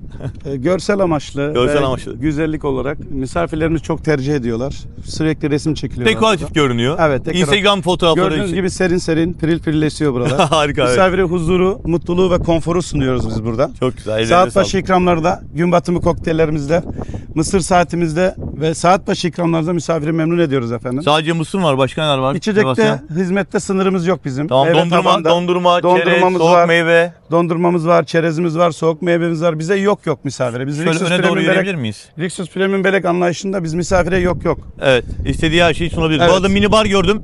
Minibarı da dolu. Minibarımız da dolu efendim. Tamamen size özel bir alan. Evet. Bizi tercih edenler genellikle sürekli gelen repeat misafirlerimiz. Bizim için tekrar bizim hizmetimiz için geliyorlar. Daha önce gelmemiş olanlar da bu anlatımla beraber beraber aslında Rixos Premium Belek'teki bu özel iskele ve özel alanları da deneyimlemek için bence bir fırsat kollayacaklardır diye Kesinlikle düşünüyorum. memnun olacaklardır. Kesinlikle bizi tekrar tercih edecekler. Sebastian buna garanti veriyor. Bu Kesinlikle konuda memnun garanti olabilir. veriyorum efendim. Ya burada olup da memnun olmak mümkün mü zaten Sebastian? teşekkür ederim, Bakar çok sağ mısın? olun. Yani gerçekten minibarıyla, işte havlular özel konulmuş, rahat uzanıp böyle dinleyeceğiniz alanlar var, size özel şezlonglar var. Siz ve ailenizden başka kimse yok bak. En önemlisi bu. Evet. Şimdi bu alanda sadece siz ve aileniz varsınız. Hatta kalabalık bir grup olarak geldiyseniz iskeleyi kapatın yani. İkisini beraber alabilirsiniz. Evet. Ya fiyatları söylemeyeceğiz. Fiyatları niye söylemeyeceğiz? Sezonlara göre değişebiliyor. Otelin de hani siz buraya geldiğiniz zamanki fiyat skalası ile ilgili hani onlar fiyat vermek istiyorlar size. O yüzden biz buradaki yerinde fiyat vermiyoruz ama bu alanları makul bir ücret karşılığı çok özel hizmetlerle değerlendirebileceğinizi çok da güzel süslemişler. Çok da güzel dekoratif görüntüler yapmışlar. Gerçekten çok da güzel esiyor. O az önce hani teşekkür ederiz. böyle esiyor dedin ya ama ben bir daha Gerçekten böyle esiyor hissettim yani. ya. Çok güzel. Manzarayı da buradan bir daha göstereyim. Bir de bu tarafa geçelim. Hamağıyla, dinlenme alanlarıyla. Hemen buradan Siz gidin, baktığınız zaman siz gidin, ben burada. Siz Rixos gidin. Premium Belek hemen karşınızda. Sebastian sen İbrahim al git abi. Tamam, ben akşam gelip alın beni buradan. Evet, gerçekten çok güzel, çok keyifli. Ya tabii ki sahilde az önce gösterdik. Çok fazla farklı konumlarda, ister çimler üzerinde, ister kumsalda, ister havuz etrafında yatak minderli şezlonglar var. Yani illa ücret ödeyerek bir yer almak durumunda değilsiniz. Zaten Rixos Premium Belek'tesiniz. Konsept dahilinde her şey zaten önünüzde. Az önce gösterdim. Starbucks kahvesine kadar var. Soğuk meyvesine kadar var. Ama hani diyoruz ya biraz kendimizi özelleştirelim. Biraz baş başa olalım. Biraz kendimizi şımartalım diyoruz ya. İşte o zaman da buradaki VIP pavilyonları kullanabilirsiniz. Bilgi olarak aktardık. Artık değerlendirmemiz size kalmış. Turumuza devam ediyoruz. Sırada çocuklar var. Tabii ki videoyu izlerken bu keşif yolculuğum sırasında minik misafirimizin hadi Ersin abi yeter bizi çocuk kulübüne götür dediğini duyar gibi oldum. Bunun için de Rixi Kids Club'a geldik. Rixi Kids Club markasını diğer Rixos'a tatil yapan misafirimiz satılacaklardır. Çocukların iyi zaman geçirmesi, zamanlarına değer katması aynı zamanda çok eğlenmesi için planlanmış aktivitelerin dolu dolu onlara sunulduğu bir alan burası. Hem ıslak alanlar, küçük kaydakların olduğu bölümlerde eğlenebiliyorlar. Hem de futbol turnuvası gibi onlara özel hazırlanmış aktivitelere katılabiliyorlar. Yine aynı şekilde çok güzel atölyeler var, restoranları var, eğlence alanları var. Yavaş yavaş bunları göstermek için giriş yapıyoruz. Rixi Kids Club'a hoş geldiniz diyerek ilk bölümde, karşılama bölümünde sizi Rixi Supervisor'ımız Cevher Hanım'la tanıştırmak istiyorum. Merhaba, Canım, hoş kolay geldiniz. gelsin. Teşekkür Merhabalar. ederiz. Şimdi tabii burası oldukça geniş kapsamlı bir alan. Evet. Öncelikle sizden ricamız kaç yaş çocukları burada ağırlayabiliyoruz? Buradan başlamanızı istiyorum. Burada 3 yaş üstü bütün çocukları ağırlayabiliyoruz. Küçük çocuklarımız aileleriyle birlikte katılabiliyor. Burada kayıt sistemimiz var. 4 yaş üstü çocuklarımızı kayıt alıyoruz. Bizim kontrolümüzde oluyor. Saat 9'dan akşam 12'ye kadar açığız. Oo, çok güzel. Geç saate kadar Evet. harika.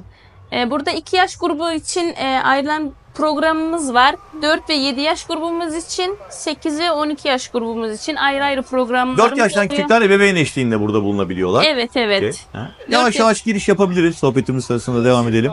Misafirler de geliyorlar gidiyorlar. Bayağı yoğun hareketli. Oo, çok güzel. Koca ayı bizi karşıladı. Evet. Koca ayı, Maşa, Sünger Bob, Nickelodeon ve The Land of Legends karakterleriyle burada bir giriş yapmış olduk. Burası herhalde alışveriş için. Evet. Diğer tarafta ıslak alanlar, havuzlar, çocuklar eğleniyorlar. Çocuklarımız için havuzumuz var. Saat 10'dan akşam 6'ya kadar açık.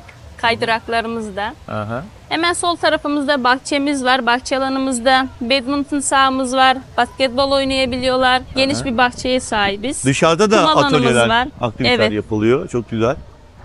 Peki, şimdi böyle çime çıkmışken benim aklıma ne geldi biliyor musunuz? Futbol turnuvası geldi. Rixi futbol turnuvası ile ilgili bize biraz fikir verir misiniz, bilgi verir misiniz? Rixos turnuvamızda her gün de futbol oynatıyoruz çocuklarımız Aha. için. Saat 9'da Aha. sabah saatlerimizde bir de akşam saatlerimizde oynatıyorlar. Aha. Bir de bu Rixos otellerimizin arasında da turnuva Onu soruyorum. Aranızda gerçekleştiriyoruz. maçlar, turnuvalar. Evet, Öyle yakında. ünlü hakemler geliyor, ünlü böyle simalar geliyor. Evet, evet. Şeyler, kupalar falan veriliyor. Kim kazanıyor bilmiyorum da.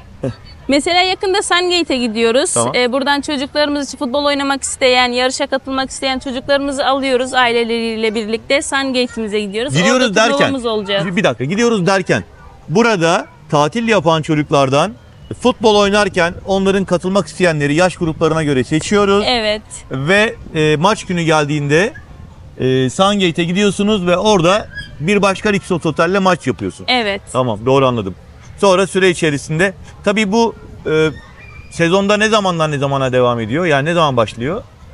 Bunu ayda bir kere yapıyoruz. Oteller arasında değişiyor. Mesela burada Ağustos ayında olacak. Hı hı. Sungate'den sonra tekrar oraya Sırasıyla geçiyoruz. gelecek, Evet, sırasıyla evet. gidiyor. Tamam. Peki Sırasıyla gayet güzel. geçiyor. Onun dışında diğer aktivitelerle ilgili fikir vermek adına ben şöyle baktığımda Teen Zone ve Kids Zone isimli 2 tane bölüm gördüm. Bunları bize anlatırsanız çok seviniriz. Yavaş yavaş şöyle bir ilerleyelim. Şimdi önce Teen Zone'la başladık. 8-12 yaş grubu için. Evet. Bütün aktivitelerimiz burada devam ediyor. Yüzme, spor akademilerimiz için spor akademiye götürüyoruz büyük Tamam. çocuklarımızı. Spor akademiden kastınız nedir Cevher Hanım? Neler yapıyorsunuz spor Kids akademisinde? Zumba'mız var orada çocuklar için. Tenis akademimiz var. Tenis oynatırız, tenis öğretiyoruz. Bu tarafta PlayStation oyun alanımız var çocuklarımız için. Hı.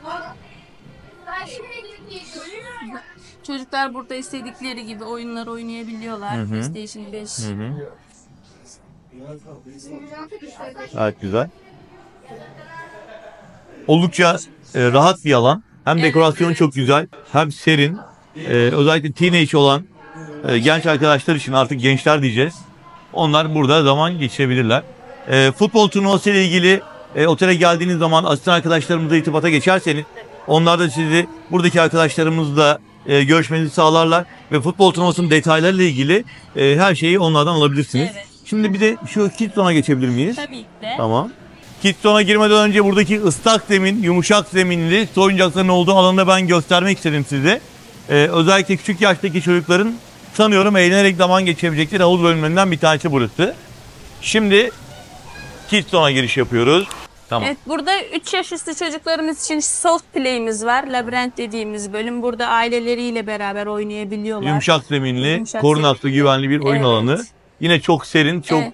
Sol tarafımızda konforlu bir alan. çocuklarımız için restoranımız var. Aha. Saat 12'den Orası 3'e öyle kadar. açılıyor. Evet, Tamam. öğlen arası açılıyor. 3'e kadar. tamam. Şu anda kapalı, öğle saatlerinde açılacak. Evet, evet. Ne tip menüler var orada mesela? O Hani çocuk menüleri var. Patates püresi, pirinç haşlama. Aha. Haşlama patatesimiz var, çorbalarımız var, brokoli çorbası. Genellikle çocuklara. Peki bazı çocuklar için ebeveynler ya benim çocuğum buradaki yemekleri yiyemiyor. Ona mesela makarna vermemiz lazım ya da ne bileyim başka bir yemek olması lazım dediğinizde yardımcı oluyor musunuz? Tabii ki de yardımcı oluyoruz. Onları Çünkü bazen büfedekiler onları çok memnun etmeyebiliyor. O zaman yok daha her fazla. türlü buradaki misafirlerimize yardımcı oluyoruz. Tamam. Teşekkür ederim. Bu tarafta Lego. Lego bölümümüz var. Çocuklar burada istediği şekilleri yapabiliyorlar Lego bölümünde. Burada aktivite yaptırıyoruz çocuklarımız için. Onlar için bir şov 4-7 sahnesi var. yaş grubumuz için. Burada şov sahnemiz var.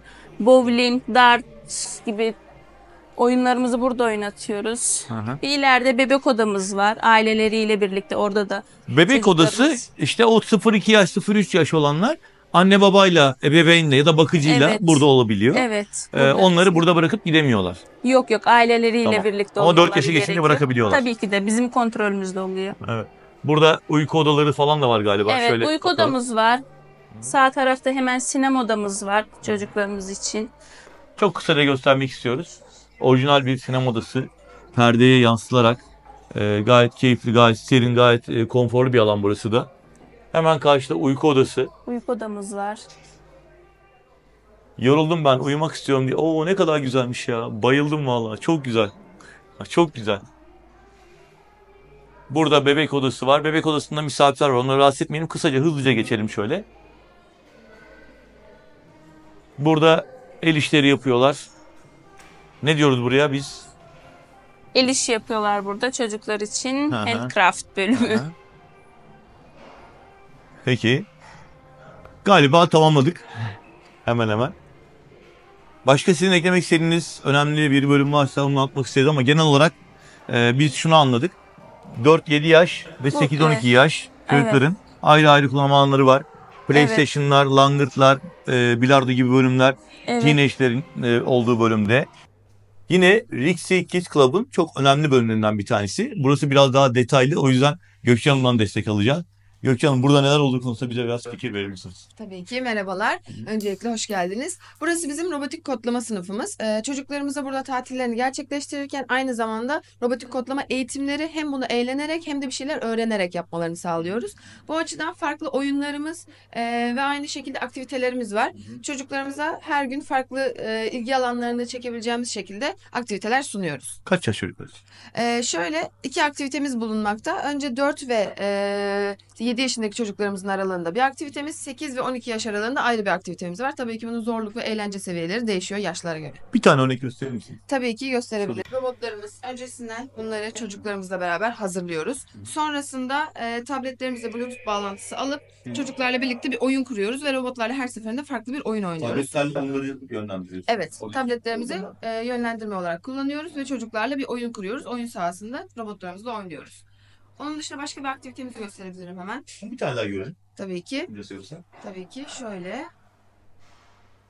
Bunlar bizim Lego Spike Prime parçalarımız. Bunların hepsinden önce parçalarımızı ayırıyoruz çocuklarımız için. olan. Evet, demonte halde olan parçalarımızı ayırıyoruz. Çocuklarımızla beraber yine tabletimizden görüntüleri takip ederek bir robot çıkarıyoruz. Ve robotlarımıza burada kodlama yazıyoruz. Bunu kullanarak yazdığımız kodlama istediğimiz hareketleri yapmasını sağlıyor. Çok güzel. Çocuk olmak varmış ya. Bizim zamanında hiç böyle şeyler yoktu. Peki. Çok teşekkür ederiz. Rahmet verdik. Artık misafirler geldiğinde özellikle böyle biraz daha hem teknolojik hem onların kişisel gelişimine katkı sağlayacak, robotik kodlama bölümünde kendilerini gelişimlerine katkı sağlayacak nitelikli bir bölümde de Gökçe Hanım'dan destek alabilirsiniz. Tekrar teşekkür ederim. Çok sağ olun. Kolay gelsin. Sağ olun. Big Kids Club'da çocuklar güzel zaman geçirirken acıktıklarında saat 12 ile 15 arasında burada onlara özel bir büfeden menülerini alabiliyorlar. Evet.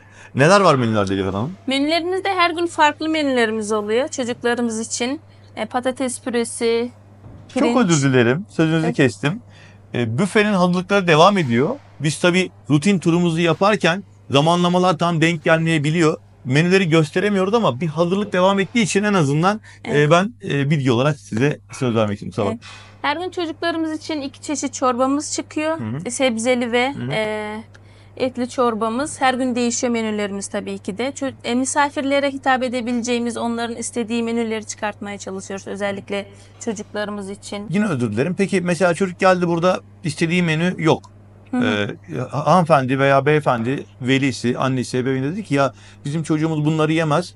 Şu var mı diye başka bir talepte bulundu. Bunu yerine getirebilir miyiz? Tabii ki de yerine getirebiliyor. Çünkü Tamam. onlar burada tatil yapıyor. Biz onlar için daha tatillerini Zevkli, keyifli. zevkli istekleri ve göre. keyifli. Aynen öyle. Olmadı burada bulamazlarsa oda asistanlarına haber veriyorlar. Yarın için biz yarın ertesi gün için tekrardan Ona özel onları hazırlayabiliyorsunuz. Evet tabii. Gayet güzel ve mama bölümü var. Hem meyve püreleri, sebze püreleri. Ayrıca ebeveynlerimiz için burada bir mama yapım bölümü de var. İsterlerse orada şey yapabilirler. Hani kendi aldıklarını yapabilirler. Evet, burası genel anlamda böyle. Meyvesi, tatlıları ve yemek çeşitleriyle çocukların ne diyelim yemek yemek için motive olabilecekleri bir dekorasyonla onları bekliyor. Çok teşekkürler, çok sağ olun. Eksklusif Sport Kulüp aktiviteleri içerisinde misafirlerin burada güzel zaman geçiriyorlar. Hem eğleniyorlar hem de sporlarını yapıyorlar. Ben de yavaş yavaş food court'a doğru ilerliyorum. Artık sabah saatlerinde kapalıyken gösteremediğim alanları size göstermeye çalışacağım. Böyle kısa bir güzel müzik ve eğlence programıyla, spor programlarının bir bölümüyle keşif yolculuğumuz devam ediyor. Ve nihayet Godi ve Kafe bölümüyle keşfimize devam ediyoruz. Benim için de şu anda buna ihtiyaç vardı. Çünkü sahil bölümünde herkes havuzda denize girerken bayağı bir sıcakladım. Serinlemek için çikolata kokusu, kahve kokusu ve gerçekten çok kaliteli bir ortamda, çok hoş dekorasyonlu bir ortamda çikolata seven misafirlerimizi Godiva ile buluşturalım. Şimdi burası gördüğünüz gibi gayet hoş dekorasyonlu. Hem dışarıda masaları olan, hemen şöyle kısaca gösterelim. Akşam saatlerinde burası çok güzel oluyor. Saat 12'de açılıyor ve misafirlere neler sunuyor, konseptte neler var hemen göstermeye başlayalım. Buyurun geçebilirsiniz. İsterseniz şuradaki pastalardan başlayalım. Hepsi birbirinden çekici görünüyor. Tiramisu, San Sebastian, turtalar, yaş pastalar ve bu tarafta sipariş verebilmeniz için size teşhir amaçlı kullanılan, görmenizi sağladıkları waffle, krep, pankekler ve çikolata fondüler de yine konsept halinde sunulan ürünlerden bazıları. Bitmedi, devam ediyorum. Bunun dışında hemen burada gördüğümüz alanda yine büfe sunum olarak enfes kruvasanlar var. Muffin kekler var. Sandviçler ve ne diyelim böyle hani hem füme etli hem peynirli hem de sizin damak zevkinize uygun olabilecek diğer seçenekleri burada kurabiyelerle beraber bulabilirsiniz. Makaronlar olmazsa olmaz. Dondurma olmazsa hiç olmaz. Hayrettin Şef'im kolay gelsin. Merhabalar. Onlar da hummalı bir yazılık içindeler. Misafirler gelmeden ben de size görüntü aktarmaya çalışıyorum.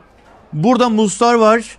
Neredeyse sanat eseri diyorum ben bu kadar titizlikle hazırlandığı zaman. Snickers'lar, limonlu tartlar, çarkıfelekler, sütlü tatlılar anlamında magnolyalar, krem karameller, pudingler, sütlaçlar, hatta aşure bile var. Gördüğünüz gibi inanılmaz keyifli bir alan. Ve burada özellikle tatilinizin çok daha keyifli geçmesi adına Hayrettin Şef'im de yardımcı oluyor. Bu arada bir ek bilgi daha vermek istiyorum size. Misafirlerimizin özellikle buradaki çikolataları beğenerek satın almak istediklerinde şu ortadaki reyondan da hediyelik olarak ya da yanlarına götürmek istediklerinde ekstra ücretli bir sipariş verebiliyorlar. Buradaki kutulardan seçiyorsunuz. İstediğiniz çikolatadan size paketliyorlar. Bu bölüm ücretli.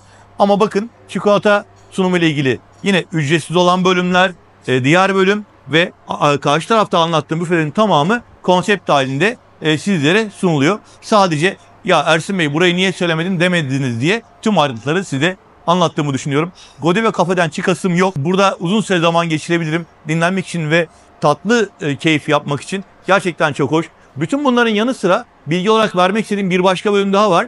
Burada çok güzel milkshake'ler yapılıyor. Özellikle hem sütlü kahveler, kakaolu kahveler ve milkshake'ler konusunda da Godiva Cafe'nin çok lezzetli sunumlar yaptığını ve bunları konsept haline verdiğini bir kez daha hatırlatalım. Buradan da food court'a geçeceğiz şimdi. Daha bitmedi. Tekrar geldik food court bölümüne. Sabah erken saatlerde buradan geçmiştik. Ve öğle saat 12 olduğunda misafirlerimizin 24 saat açık olan People's ve ana restoran öğle saatlerinde tabii ki size konsept halinde güzel büfe sunumları yapıyor. Bütün bunların yanı sıra alternatif olarak şortunuzla, mayonuzla üzerine hiç değişmeden ıslak bir halde gelseniz bile bakın ne kadar güzel menüleri var. Öncelikle çok güzel bir yaprak döner ilk gözüme çarpan seçenek oldu. Burada tabii ki pizzalar yine sunum olarak sizlere seçenek olarak sunuluyor. Yanı sıra yavaş yavaş ilerleyelim. Özellikle öğle saatlerinde biranızın yanına kızartmalar almak isterseniz soğan halkası, çıtır tavuk veya mezgit tava gibi seçenekler var. Makarna seçenekleri var. Ustam kolay gelsin. Valla dönerine güvendiğim belli. Çünkü bayağı büyük takmışsın. Demek ki rağbet çok. Ustam her gün et döner oluyor mu? Bir gün tavuk bir gün et. Bir gün döner, bir gün tavuk, bir gün et. Bir gün tavuk, bir gün et. Onu da bilgi olarak ekleyelim. Teşekkür ederim. Devam edelim. Başka neler varmış? Şöyle bir hızlı gidelim. Burada haşlanmış mısır, kumpir bölümü, bolca malzeme seçebilirsiniz. Hemen yan tarafta homemade dediğimiz özel köftesiyle hamburger sunumları yapılıyor. Burada kullanılan köftenin hazır köfte olmadığını söyleyelim. Tamamen burada yapılan köfteler kullanılıyor. Bunun dışında biraz daha devam ettiğimizde salatalar, turşular, soğuk meyve ve yan tarafta da waffle'la churros var. Burayı çok böyle hızlı, aparatif ve bir sokak lezzetleri sunumuyla sizler için hazırlandığını göstermek istedim. Tabii ki tekrar etmek istiyorum. 24 saat açık olan All Day Dining People's hemen şöyle bir 2 dakika mesafede. Bunun dışında üst katta da ana restoranda açık büfe sunumlar yine konsept halinde sizler için hazırlanmış durumda. Tesisin birçok noktasında size The Land of Legends'ı hatırlatan ifadeler var, imajlar var. Bunlardan bir tanesi de roller coaster'ın koltukları. Benim The Land of Legends videomu izleyen misafirlerimiz hatırlayacaklardır. Roller coaster'a binmiştim orada. Ve dünyada dairesel hareket anlamında en geniş çapa sahip roller coaster olarak bunu deneyimleme şansım olmuştu. Sizin de aklınızda bulunsun. Giderseniz roller coaster'ı mutlaka deneyimleyin. Xos Premium Börek keşfine devam ederken şu anda birazdan daha doğrusu size anlatacak olduğum Anjana Spa'dan bahsetmeden ve bu detaylı bir şekilde anlatmadan videomuzu devam ettiremezdim. Her ne kadar Rixos Otel'de tatil yapan misafirlerimiz Anjana Spa'nın son derece konsepti geniş ve yüksek kaliteli hizmet verdiğini biliyor olsalar da Rixos Premium Börek'teki Anjana Spa için ayrı bir parantez açacağız. Çünkü buraya daha ilk girişten itibaren farklı bir mimari ve dekorasyon hazırlandığını, sonra etkileyici bir atmosferle ve ambiyansla sizi karşılayacağını, Osmanlı ve eski Türk mimarisinden esinlenerek hazırlanmış ortamların aslında tam bir spa merkezi ambiyansını sizlere sunduğunu bence son derece etkileyici. Gerçekten çok güzel. Bu alanı size göstermeye çalışacağım. Öncelikle tabii tesiste misafirlerimiz bu alanda sunulan hamam, sauna, buhar odası, jacuzzi, dinlenme bölümü gibi, relax bölümü gibi alanları konsept dahilinde ekstra ücret vermeden kullanabiliyorlar. Her zamanki gibi yine spa bölümlerinde biliyorsunuz resepsiyon kısmında arkadaşlarımızdan seçenekleri alarak bakım paketleri de tercih edebilirsiniz. Kendi vücudunuzun ihtiyaç duyduğu veya onların size önereceği bakım paketleriyle tatiliniz sırasında cilt bakımları dahil olmak üzere masaj paketlerini veya kese köpük gibi yine bakım paketlerini ekstra ücretli olarak alabiliyorsunuz. Bunun dışında isterseniz genel kullanım alanını çok kısaca göstereyim size. Misafirleri de rahatsız etmeden bakacağız. Eğer müsaitlik varsa yavaş yavaş güzel bir keşif yolu yapacağız. Karşı bölümde hamam alanı var. Aslında önce orayı göstermek istiyorum size. Çünkü genel ambiyans, genel dokunuşlar buradaki etkileyici hamamla bütünleştiğinde evet biz burayı değerlendirmek isteriz diyebileceğiniz bir ambiyansa sahip. Önce soğukluk dediğimiz loş ışıklı, ortasında bir havuzu bulunan, kenarlarda dinlenme locaları bulunan bir bölüme giriş yaptık. Ve hamam bölümünde misafirlerimiz dinlenmek istediklerinde gerçekten kendilerini dış dünyadan soyutlanmış bir ortamda bulacaklar. Elbette şöyle hemen hamam, kese köpük bölümlerini de göstermek isterim. Misafir var mı bilmiyorum. Evet, misafirler var burada ama ben birazdan çekeceğim görüntüyü burada ekleyerek hamam alanını yakından göstermeye çalışacağım. Göbek taşı bölümü yakından göstermeye çalışacağım. İşte burası da hamam bölümü. Şöyle sıcak bir ortama girelim. Sıcak bir karşılama var mı bakalım. Gerçekten çok özel bir hamam dekorasyonu. Çok geniş, çok rahatlatıcı ve içinde ayrı ayrı bölümleri var. Kurnalar ayrı ayrı bölümlere yerleştirilmiş. Ve özellikle burada hamam keyfi yapmak isteyen misafirlerimizi bekleyen tüm hizmet alanlarını şöyle kısaca bir göstererek fikir vermeye çalışacağım ama özellikle tekrar geri gelebilirsin İbrahim. Bakın buradaki dinlenme alanı, soğukluk alanı gerçekten çok özel bir dekorasyon, özel bir mimariye sahip. Yan taraftaki küçük lounge'lardan bahsetmiştim. Küçük dinlenme alanlarından bahsetmiştim. Localardan bahsetmiştim. Bir kez daha onları şöyle gösterelim ve devam edelim. Burası benim gördüğüm en etkileyici hamam konseptlerinden bir tanesi. Hemen yan tarafında bir küçük çay kahve sunumu yapılan bölüm var. Serinletici içecekler sunulan bölüm var. Onun dışında bazı zamanlarda burada hafif telli çalgılarla müzik dinletileri de sunuluyor. Bu anlamda işte bir kanun dinletisi gibi örnek vermek gerekirse. Bunu da bir hatırlatalım. Sonra işte diğer misafirleri çok da rahatsız etmeden diğer bölümleri göstermek üzere ilerleyelim. Hamam bölümünden sonra ikinci bölümü göstermek istiyorum. Burada da tuz odası, solunuma iyi geldiği ve özellikle astım hastaları ve benzeri solunum güç çeken misafirlerimizin burada dinlenerek yani bu anlamda kısmi de olsa bir rahatlama sağladığı bilgisiyle söylemek istiyorum tuz odasını. Bunun dışında hemen sol tarafımızda biyosauna, yani fazla yüksek sıcaklığı olmayan ama son derece konforlu, son derece ne diyelim modern bir tasarıma sahip olan biyosaunayı gösterdim. Devam ediyorum yavaş yavaş. Burada buhar odası var. Sanki içeride misafir var gibi ama şöyle bir göstermeye çalışacağım. Evet, geniş bir buhar odası. Yukarıda güzel ışıklandırmalarıyla yine çok hoş bir ambiyans sağlanmış. Burada daha yüksek sıcaklıkla kullanabileceğiniz Rus saunası var. Bir başka sauna. Yine yavaş yavaş devam edeceğim. Bu defa jacuzzi bölümünü göstereceğim. Şok havuzu olarak da düşünebilirsiniz. Jacuzzi alanı. Ve yine bir başka saunamız daha var. Bu bölümde de klasik sauna olarak burayı isimlendireceğiz. Hemen onun da yan tarafında buz çeşmesi var. Şimdi son bir nokta kaldı. Sadece şimdi misafirlerimizin kullanabildiği bir de havuz var dış alanda. Orayı da göstereyim size. İşte burası da artı 16 yaş relax havuz. Isıtılmış deniz suyuyla hizmet veriyor özellikle kış aylarında. Ve misafirlerimizin burada dinlenmek için biraz daha böyle hani kendilerini relax hissedecekleri, rahat hissedecekleri, kalabalıktan uzaklaşacakları bir alan olarak göstermek isterim. Tekrar diyorum, artı 16 yaş, yani çocuk misafirlerin kullanımına kapalı bir alan. Ortasındaki barda yine misafirlerimiz içeceklerini yudumlayabiliyorlar. Ve burayı da güzel bir keyif alanı olarak videomuza eklemek istedik. Biraz burada uzak doğu atmosferi de var. Yani genel dekorasyon açısından bir Bali atmosferi var. Hem spa merkezinde tabii masajınızı, bakım paketlerinizi alarak hamam, sauna, jacuzzi keyfi yaparak dinlenebilirsiniz. Sonra da dışarı çıkıp deniz suyu olarak hizmet veren bu havuza kış aylarında ısıtmalı olacağını da hatırlatalım.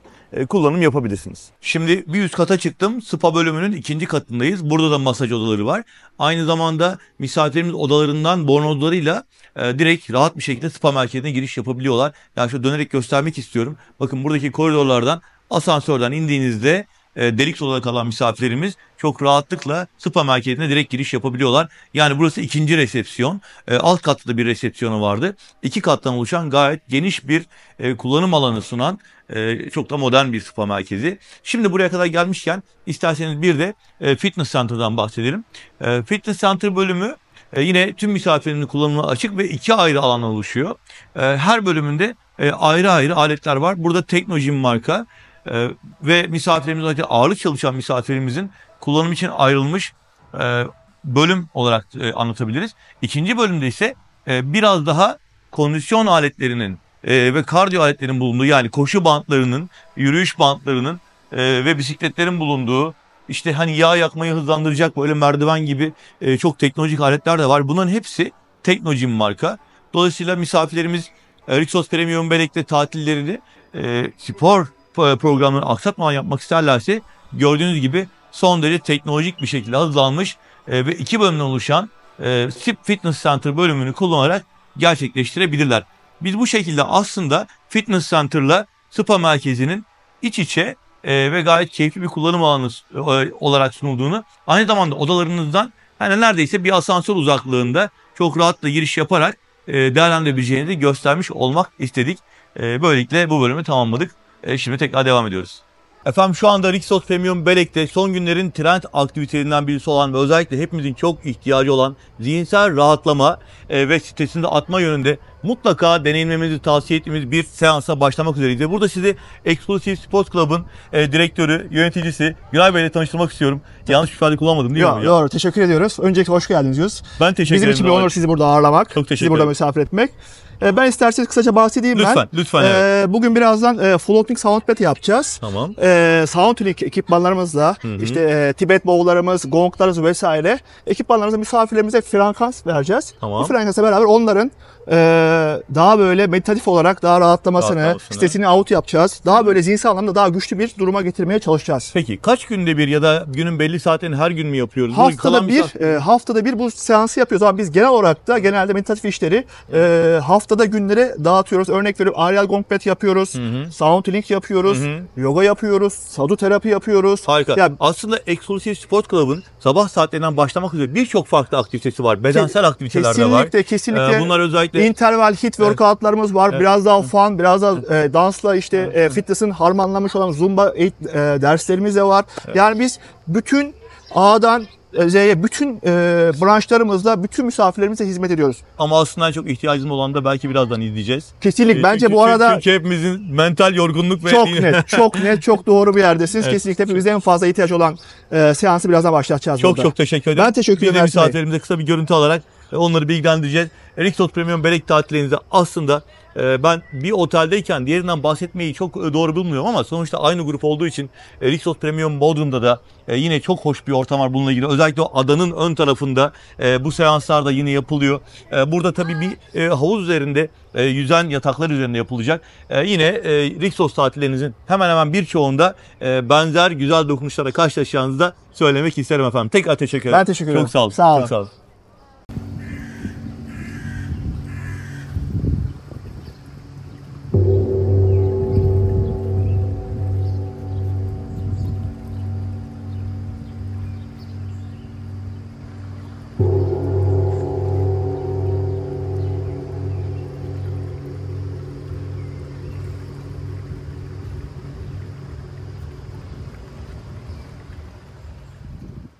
Oda örneklerinden size fikir vermeden tabii ki videomuz devam edemez. Özellikle misafirlerimizin Rixos Premium Belek'te tatilleri için oda seçimini yaparken fikir sahibi olmaları için bir tane deluxe oda örneği göstermek istiyorum. Aslında yine kişi sayınıza göre, beklentinize göre, keyfinize göre seçebileceğiniz farklı kategori odalar var. Ama biz en baz kategori odadan başlıyoruz. Deluxe kategori bir odadan başlıyoruz. Bir tane de bundan sonra Legendary Suite isimli bir oda göstereceğim size. Orası gerçekten çok farklı. O yüzden videoyu izlemeye devam edin. Beğeni ve abone tuşlarına basmaya devam edin. Odalarla ilgili keşif yolculuğunuz başlıyor. Deluxe oda Oteldeki en bas kategori oda demiştim. 37 metrekare kullanım alanı sunuyor. 2 yetişkin artı buradaki kanepenin de yatak olmasıyla beraber 2+1 diyeceğimiz konsepte uygun. İsterseniz bu yatağı 2 ayrı yatak şeklinde de talep edebiliyorsunuz. Müsait de olsun da otel arkadaşlar yardımcı oluyorlar. Bazen ikinci çocuk bebek olabiliyor. Sıkışıklık kabulüyle 2+2 tam garanti vermiyorum burada. Otelden onay almak kaydıyla o da mümkün olabilir. Genel tasarımı gayet soft, gayet yumuşak. Lüks ve konfor seviyesi çok yüksek. Yatak kalitesi çok yüksek. Bu anlamda zaten şu an Türkiye'nin en iyi testlerinden bir tanesindeyiz. O yüzden odaya girdiğiniz zaman kendinize dinlenmek için ayırdığınız dönemde, saatlerde, sürede bu konforu rahatlıkla yaşayacağınızı söyleyebilirim. Odaya ilk giriş yaptığımız andan balkona kadar olan bölümde yüksek kalitede böyle mermer desenli çok da güzel bir kahverengisi var. Seramikler kullanılmış ama yatak ve kanepenin olduğu bölümde de dekoratif bir halı var.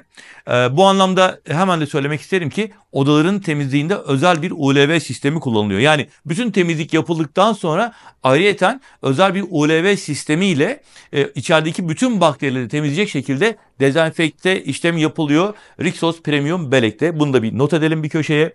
Yastık menüsü dilerseniz diğer yastık çeşitlerinden de yine ihtiyaç duyduğunuz şekilde isteyebiliyorsunuz.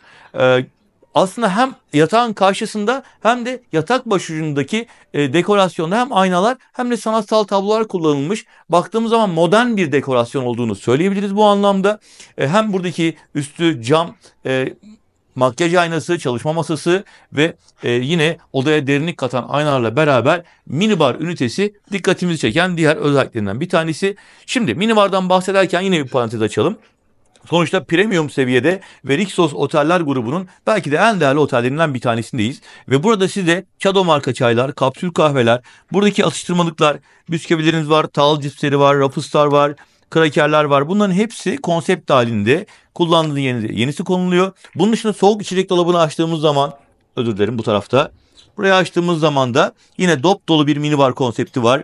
Burada ice tea'lerimiz var, kapi meyve suları var, süt ve çikolatalı süt var, meşrubatlar var, biralarımız ve çikolatalı gofretimiz var. Bunlar da kullandığınız yerine ertesi gün yine yenisi konularak kendini tekrarlıyor. Cam şişesi kullanılıyor zaten testte birçok yerde.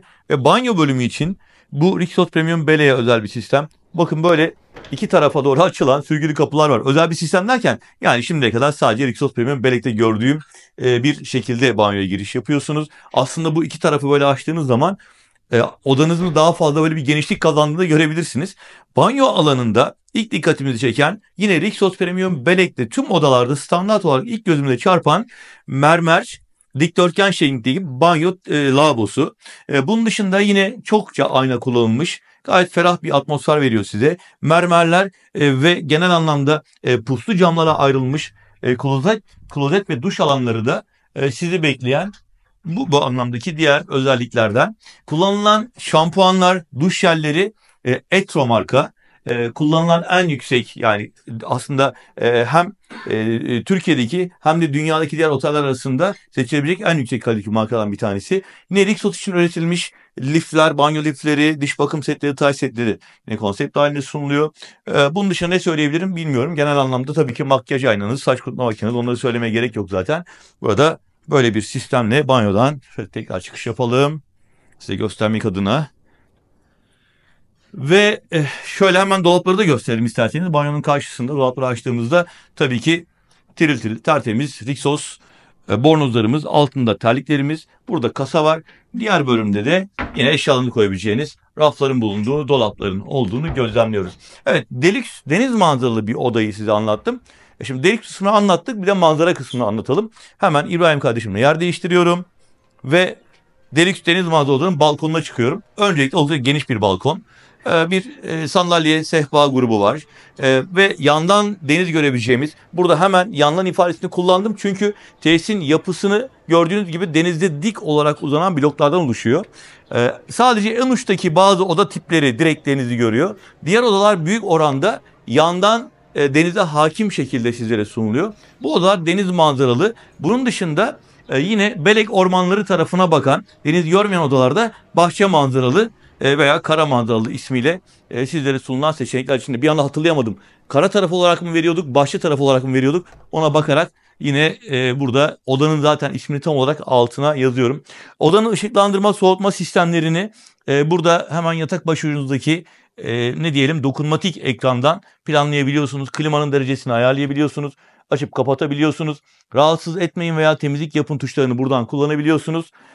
Genel anlamda böyle. Ben biraz da Legendary Suite'den bahsetmek istiyorum size. Oraya gidip direkt odanızdan havuza girebilme özelliğiyle özellikle ailelerimizin, çocuklu ailelerimizin kullanabileceği geniş odalardan da bahsetmek istiyorum. Bu anlamda ana binada, resepsiyon olduğu binada bulunan Derix odayı özetlemiş oldum. Tatilinizi yaparken benim anlattığım bu bilgilerle, bu videolarla sonuca karar verdiyseniz bir daha Tatilim ekibi olarak ETS Tur'un yetkili satış ajansı olarak değerli rezervasyonunuzu memnuniyetle bekliyoruz. Ve ETS Tur'un yetkili satış ajansı olarak rezervasyonu biz yapmak istiyoruz diyelim. Bu bölümü de kapattıktan sonra Legendary Suite'de buluşmak üzere turumuza devam edelim. Yine bir bar görüntüsüyle başladım bu bölümdeki bilgilendirme videoma. Ancak aslında bu bölüme gelme sebebim size Legendary Suite'lerden bahsetmekti. Rixos Premium Belek'teki tatiliniz sırasında odanızı seçerken arzu ederseniz böyle muhteşem bir ambiyansa sahip olan ve özellikle aile misafirlerimize ara kapılı 2 ayrı yatak odasıyla çok geniş ortamlarda isterseniz terasından direkt havuza girme özelliği olan odalarda da tabii bunu seçebiliyorsunuz. Çünkü üst katlarda olanlar var, arka tarafta bahçe manzara olanlar var. Bu odaları size özel konsept tasarım oda olarak sunabiliyorlar. Hemen ana binanın yan tarafındayız. Tekrar şöyle dönerek göstermeye çalışayım. Bakın ana blok burası ve çok güzel bir ambiyansla biraz da böyle bir uzak doğu atmosferiyle bizleri bekleyen Legendary Suite'lerden bir örnek oda göstereceğim. Ama önce Legendary Suite'te kalan misafirlerimiz için burada Troy var. Sabah saat 10'da açılıyor. Akşam saat 19'a kadar hizmet veriyor. Gün içerisinde buradaki tabii konsepti yine saymama gerek yok. Bütün barlara tek tek alkol markası sayarak ilerlemek de çok doğru olmaz diye düşünüyorum. Çok yüksek seviyede bir sunum yapılıyor. Mehmet kardeşim burada. Diğer arkadaşlarımız var.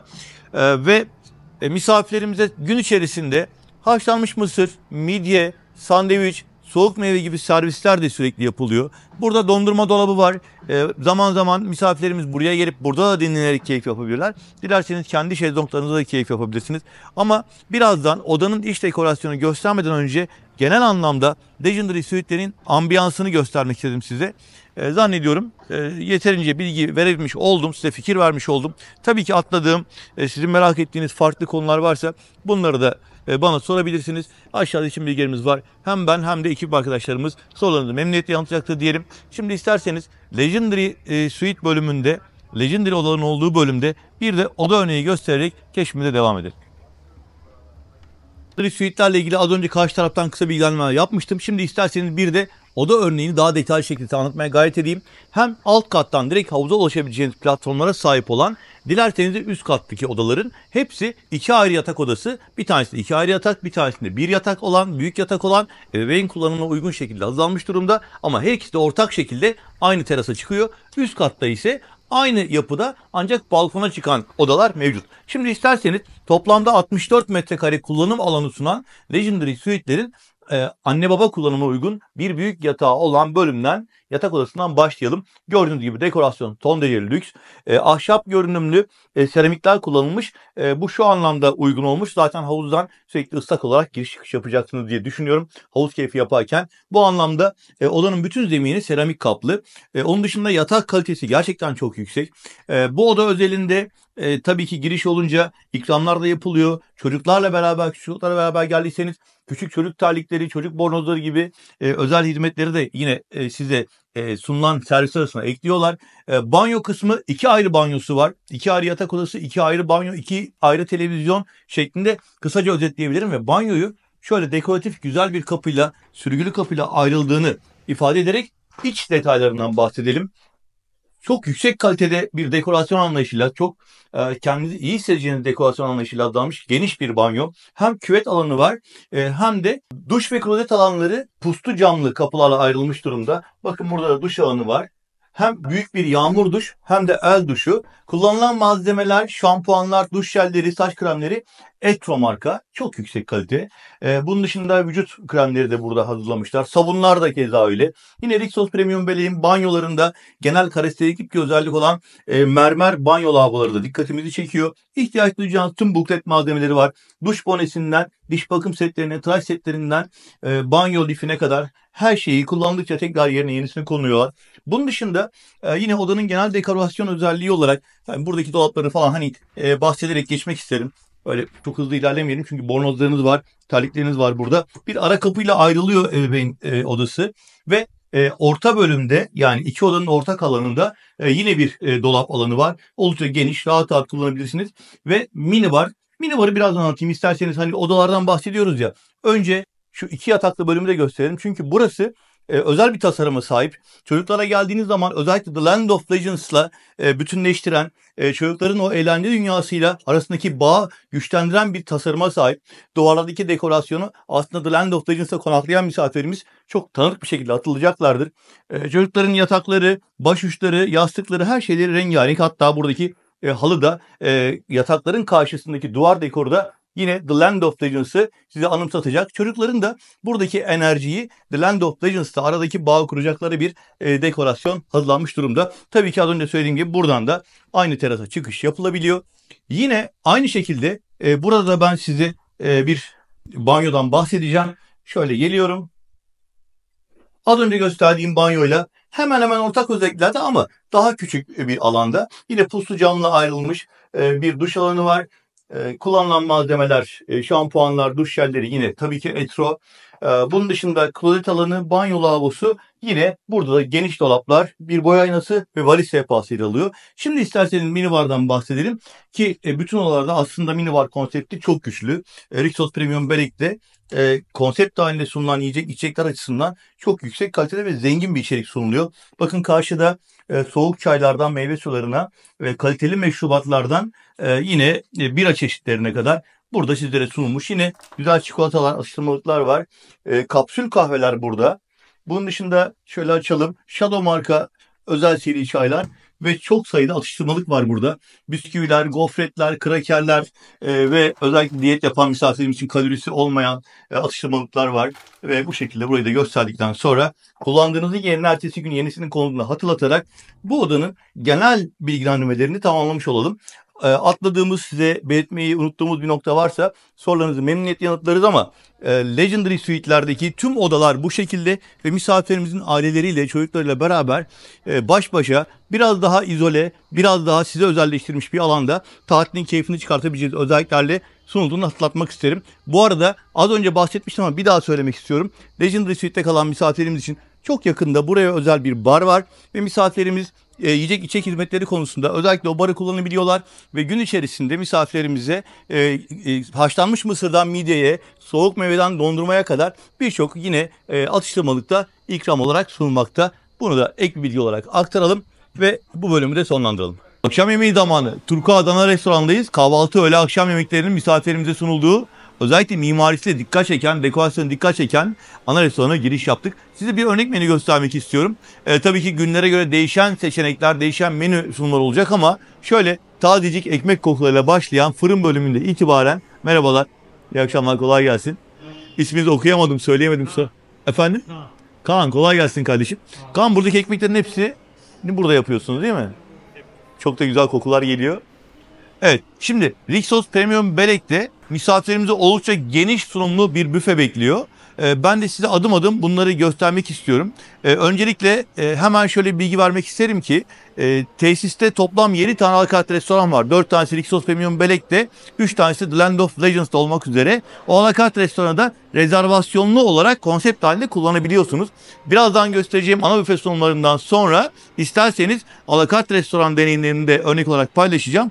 Videonun devamında onları da görebilirsiniz. Özellikle Macaroni restoran gerçekten çok keyifli. Oradaki deneyimimi de sizlerle paylaşacağım. Akşam yemeklerinde her gün değişen menüler olmakla beraber burada kırmızı biber dolma, Kayseri mantı, kuzu kızartma, enginar pilaki, dana dil haşlama veya yuvalama gibi tamamen yöresel lezzetlerimizin sizi tabii isimlerinden de çağrıştığı üzere beklediğini söyleyebiliriz. Burada Ahmet Şef'im var, Burhan Şef'im vardı. Nasılsınız, iyi misiniz? Çok sağ olun efendim. Hoş Hani geldiniz. Burhan Şef'im nerede? Burada efendim, şefimiz Tamam, değil. selamlaşacağız şimdi. Kolay gelsin. Çok sağ olun. Çorba çeşitlerimiz, 2 çeşit çorba çeşidi var her gün. Hızlıca ilerliyorum misafirler gelmeden göstereyim diye. Bugün gulaş çorbası ve yan tarafta çatal aşı çorbası var. Ahmet abi, çatal aşı çorbası nereye ait? Efendim, Anadolu yöresine ait. Anadolu yöresine. Göstermene gerek yok. Ben sadece bir bilgi paylaşmak istedim. Çok teşekkür ederim. Rica ederim efendim. Sağlıklı bir şey, sebzeli. Misafirler gelmeden bitireyim istiyorum da o yüzden. Birazdan dönerim tekrar. Kolay gelsin. Hemen bu tarafa doğru döndüğümüzde biraz hızlı geçtik orayı. Şöyle bakalım. Tekirdağ köfte, tavuk ızgara. Burada dana külbastı ve yanında da sebze garnitürleri var.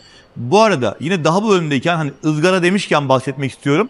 Oteldeki ana restoranı ızgara bölümü buradaki büfenin sonundan sola döndükten sonra kömür ateşinde olarak sizi karşılayacak. Orayı ayrıyeten göstereceğim. Doğru söyledim mi şefim?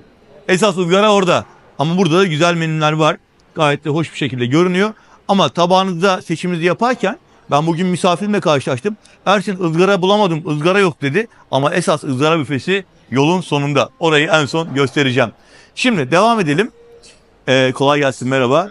Samsa böreği, bademli brokoli, fırında sebze gökkuşağı, tereyağlı pilav. Şöyle hızlıca geçiyorum burayı. Deniz mahsulleri domates dolma, jülyen kibrit sebze sote, patlıcan galle ve burada da balık ızgara çeşitleri var. Uskumru, deniz alaysı ve levrek ızgara gibi. Artık keyfinize göre seçebilirsiniz. Size de kolay gelsin. Buradaki ekibe bayılıyorum ya. Hepsi jilet gibi, hepsi tertemiz. Gerçekten Rixos ağırlığını ve farkını burada ortaya koyuyor. Burada Hint mutfağı bölümü var. Hi again, how are you? Thank you very much. Welcome again. Thank you. Şimdi burası da aslında büfe boyunca ilerlerken başlangıçta bizim yerel mutfaklarımızdan, yerel lezzetlerimizden bahsettik. Tabii ki international bölümler de var. Rixos Premium Börek'te dünyanın 4 köşesinden misafirler ağırlandığı için herkesin damak zevkine hitap edecek seçenekler bulmak mümkün. Siz de damak zevkinizi zenginleştirmek adına Hint yemeklerinden deneyimlemek isterseniz buraya gelebilirsiniz. Hemen karşıdan devam edelim. Burada yine her gün değişen lezzetlerde et kesimleri yapılıyor. Bugün ördek roti var. Portakal sosu da var mı? Portakal sosu var mı? Peki, çok teşekkürler. Ördek roti, yanında yine güzel bir tabaklama örneğiyle beraber şeflerimiz hazırlamışlar. Her gün farklı et çeşitleri burada kesim olarak sunuluyor. Devam edeceğim ama isterseniz şöyle mezelerle, zeytinyağlarla burada da bir tur atalım. Hemen hızlıca ilerlemek üzere, misafirler gelmeden önce anlatmak üzere. Burhan şefim selam. Bir kez daha selam vermek istiyorum size. Hoş geldiniz. Şöyle bir büfenin üzerinden geçmek istedim. Tabii. Anlatıyorum. Nasılsınız, iyi misiniz? Sağ olun, hoş geldiniz tekrar. Teşekkür ederim. Sağ ol. Kolay gelsin abi. Tamam.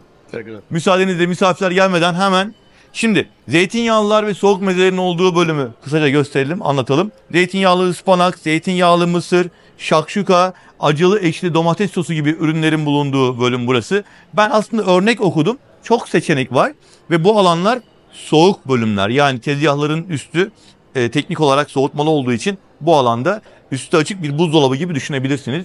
Şöyle devam edelim. Zeytinyağlı kabak, patates salatası, zeytinyağlı sarmaların olduğu bölüm. Etrafından bir tur atacağım. Tekerlek peynir var. Yine ben bruschetta diyeceğim ama çok güzel böyle atıştırmalık şeyler var. Tadımlıklar var. Bunları da üstündeki malzemesine göre seçebilirsiniz. Peynirliler, fümeliler, domatesliler, havyarlar ve seçim olarak sizlere sunulmuş. Yine burada deniz mahsulleri, fümeler var. Somon gravlax gibi seçenekler var. Lakerdalar, levrek marinler, marine somonlar, midye. Burada hemen hemen her gün aynı menüyü bulabilirsiniz. Deniz mahsulü seven misafirlerimiz için. Karşıya doğru devam ediyorum. Peynir tabağı yapmayı seven misafirin buraya mutlaka uğrasınlar deriz. Çünkü peynir çeşitleri de burada. Bu arada ben yine restoranın genel tasarımını, genel mimarisini bir kez daha dikkatinizi çekmek istedim. Çok otantik. Gerçekten hem Türk mimarisini, Osmanlı mimarisini hem de modern mimari yansıtan bir özellik var içeride. Devam ettiğimizde yine bu sefer pastırması, yine füme çeşitleri, sebzeli tavuk jambon gibi seçeneklerde burada biraz böyle ne diyelim, hani masanıza mezelik, alkol kullanıyorsanız onun yanına biraz zenginleştirici lezzetleri de burada bulabilirsiniz. Hemen karşıya doğru devam ettiğimizde bu sefer İtalyan lezzetlerinin sunulduğu, pizzaların ve makarnaların hazırlandığı, aynı zamanda çok güzel rostoların da sunulduğu, dana antikotmuş, uzaktan ben direkt rostolarını aldım ama Kolay gelsin. Üzerindeki sosumuz ne? Demi-glace sosumuz. Harika. Ellerinize sağlık. Aynı zamanda burada burrito peynirli salatalarımız var. İsterseniz. Onun dışında arzu ederseniz çok güzel 3 peynirli tortellinimiz var. Bugün gerçekten büfe çok güzel. Ve son olarak focaccia. Evet, bir an aklıma gelmedi. Focaccia'mız var. Çok lezzetli. Yanında şarapla inanılmaz güzel gider. Sadece focaccia ve şarap bile başlı başına bir öğün olabilir.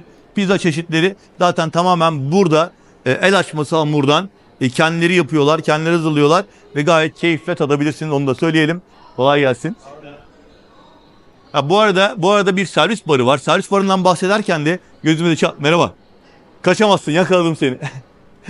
Hızlı bir şekilde ana restorandaki alkol sunumlarıyla ilgili fikir verelim size. Yine testteki tüm barlarda olduğu gibi burada premium marka alkol içecekler bardak servis olarak, meşrubatlar şişe servis olarak masanıza garson arkadaşlar tarafından yapılıyor. Yine kahvelerinizi, çaylarınızı da sipariş verdiğinizde buradaki servis alanından sizlere sunuluyor. Hızlıca devam ediyorum. Salata büfesinin yanından geçiyorum. Tek tek buraya anlatmayacağım. Ama salata büfesinde şöyle bir ayrıntı var. Burada tabii ki hazır doğranmış salatalar dışında bir de anlık olarak sizin istediğiniz malzemeleri doğrayarak Mercan Hanım sizlere sunuyor. Yani siz buraya geldiğinizde ben örnek veriyorum çoban salata istiyorum veya kaşık salata istiyorum derseniz hemen size hazırlıyor sunuyor. Kolay gelsin. Evet. Devam ediyoruz. Sushi sevmeyen var mı? Ben sevmiyorum diyormuşum. Peki sushi son günlerin trend menülerinden bir tanesi ve sushi menüleri konusunda da misafirlerimize burada her gün bolca seçenek sunuluyor. Endonezya'dan, Bali'den bir dostumuz var, arkadaşımız var. O da sizlere burada farklı sushi çeşitlerini anlık, taze, günlük olarak hazırlıyor ve sunuyor. Wasabi sosuyla beraber sushi seçiminizi buradan yapabilirsiniz. Tatlılara birazdan geleceğim, finalde geleceğim. Devam ediyorum. Asya büfesi. Kolay gelsin. Az önce bahsetmiştim. Mesela bir Hint büfesi vardı. Onun sonrasında ise yine dünya mutfağından bir seçenek olarak Asya mutfağı bölümünü sebze sote, soya soslu kalamar veya sebzeli noodle gibi seçenekleri de burada. So, hey, where are you from? From India. Sorry? India. India, from India. Devam ediyoruz. Sebzelerin olduğu yer, tatların olduğu yer. Meyveler, buraya finalde geleceğim ya, o yüzden hızlı geçiyorum. Size filmin sonunda göstermek istediğim bir bölüm var öncelikle. Kolay gelsin, merhabalar. Şöyle devam edelim. Dur abi. Evet. Az daha bitti sanıyorsunuz. Az daha her şeyin sonundayız sanıyorsunuz. Ama Rixos Premium Berek'te bir büfe daha karşınıza çıkıyor. Hatta 2 büfe daha karşınıza çıkıyor. Öncelikle çocuk büfesi. Kolay gelsin. Bakın ne kadar güzel bir tasarım var. İbrahim şöyle geriden gösterelim buranın tasarımını. Ve oldukça çeşitli bir çocuk büfesi. Yerden yüksekliği daha düşük olan, çocukların kendi makarnalarını, soğan halkalarını, haşlama balıklarını, tavuklarını seçebilecekleri, köftelerini alabilecekleri bir bölüm.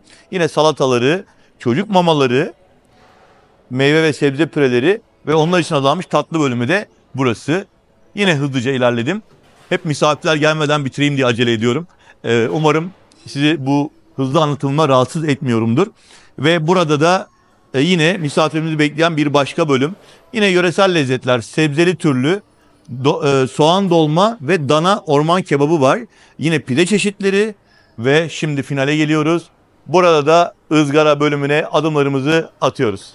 En çok kömürde ızgara seven misafirimizin gelmesi gereken nokta burası. Burada Mikail kardeşim var.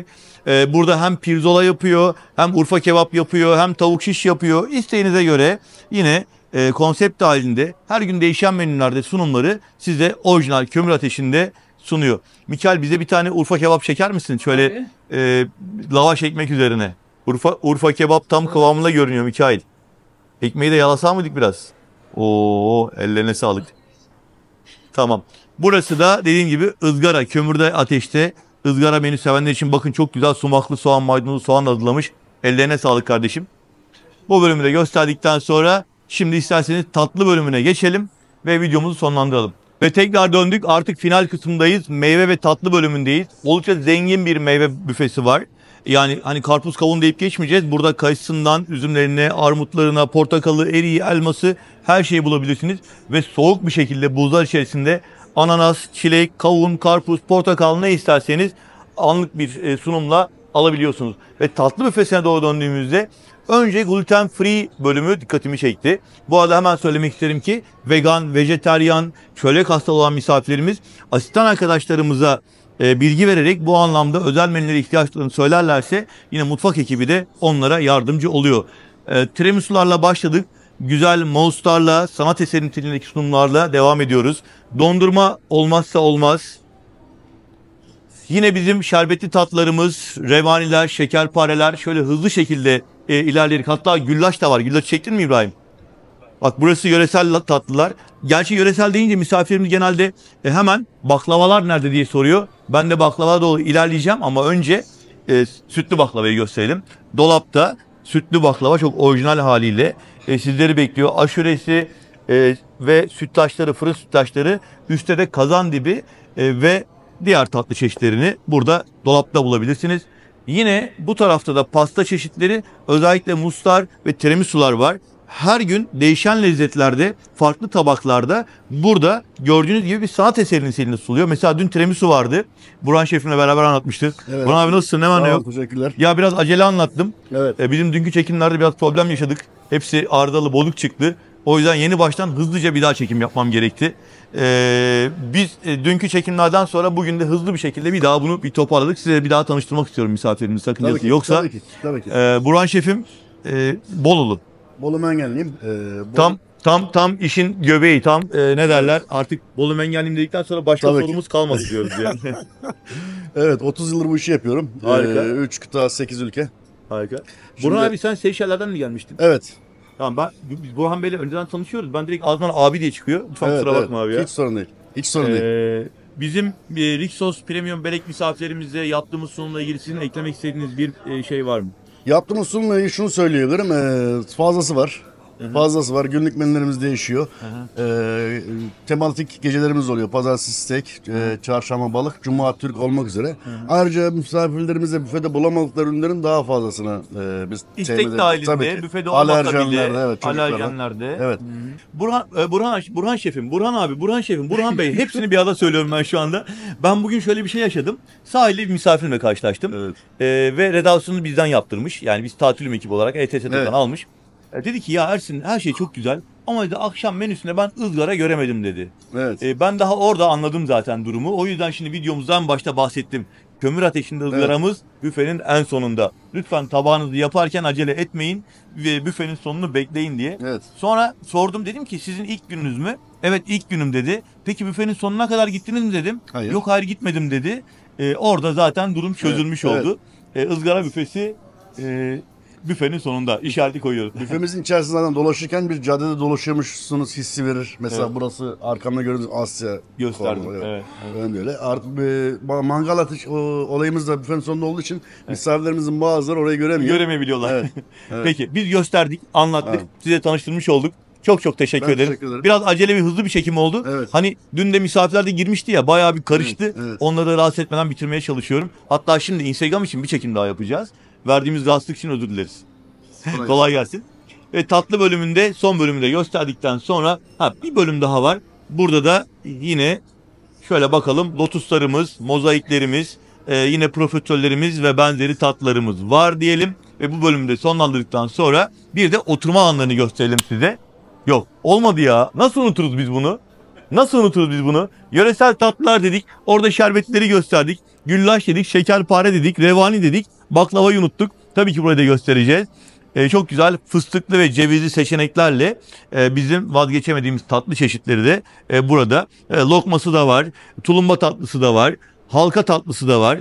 Yani Adana işi diyeceğim ama bu tam olmamış. Yani tam bizim Adana, orijinal Adana gibi olmamış ama halka tatlı olmuş. Doğru. Bunun dışında şerbetli tatlılar konusundaki sunumlarımızı da burada tamamlamış olduk. Hiç bölmeden devam edelim. Oturma alanlarını gösterelim. Şöyle dönerek isterseniz, hatta bakın buradan devam edelim. Yine farklı salonlarda, farklı bölümlerde, kapalı veya açık alanlarda misafirlerimiz masalarını seçebilirler. Gayet modern bir dekorasyon var, gayet şık bir dekorasyon var.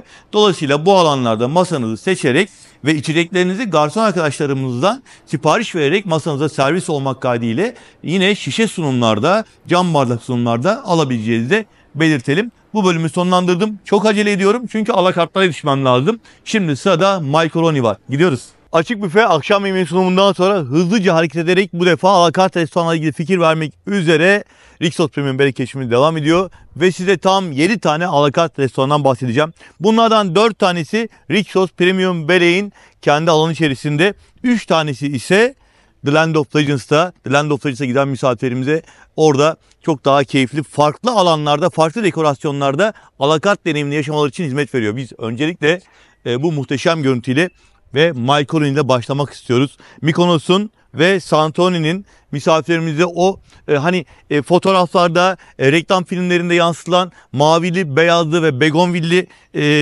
porseleri var ya, onları burada göstererek ve gerçekten Mykonos'un sokaklarında yürüyormuşçasına bu konsepte hazırlanmış bir bölümden ilk adımımızı atarak macaroni'ye giriş yapıyoruz. Macaroni bir tarafımızda Mykonos, bir tarafımızda Santorini, ortada macaroni mantığıyla hazırlanmış bir konsepte hizmet veren ve deniz mahsulleri alakartı, aynı zamanda Rum tavernası konseptinde hizmet veren bir bölüm. Tabii ki Rixos Premium Börek misafirlerimiz aslında hizmet aldıkları her noktada birbirinden farklılaştırılmış özel alanları kullanabiliyorlar. Ama macaroni belki de bunlardan en ön çıkan bir tanesi. Genel tasarımı açısından bu görüntülerle beraber sanırım siz de bana katılıyorsunuzdur. Ben de macaroni'den başlamak üzere Rixos Premium Börek'teki alakart restoranları size kısaca özetlemiş oldum. Bu alakart restorandan faydalanmak için sadece rezervasyon yapmanız yeterli olacaktır. Bunu da asistan arkadaşlarımızdan veya aplikasyon üzerinden gerçekleştirebiliyorsunuz. Şu anda bulunduğumuz Rixos Premium Börek tesisinde macaroni dışında 3 tane daha alakart restoran ve The Land of Legends'daki ilave 3 alakart restoran beraber toplam 7 tane alakart restoran farklı menülerle, Türk ve dünya mutfağının eşsiz lezzetlerle sizleri bekliyor olacak. Macaroni'de birazdan program başlayacak, yemek menüsünün başlayacak. Oradaki görüntülerle de ben size fikir vermeye devam etmeye gayret edeceğim.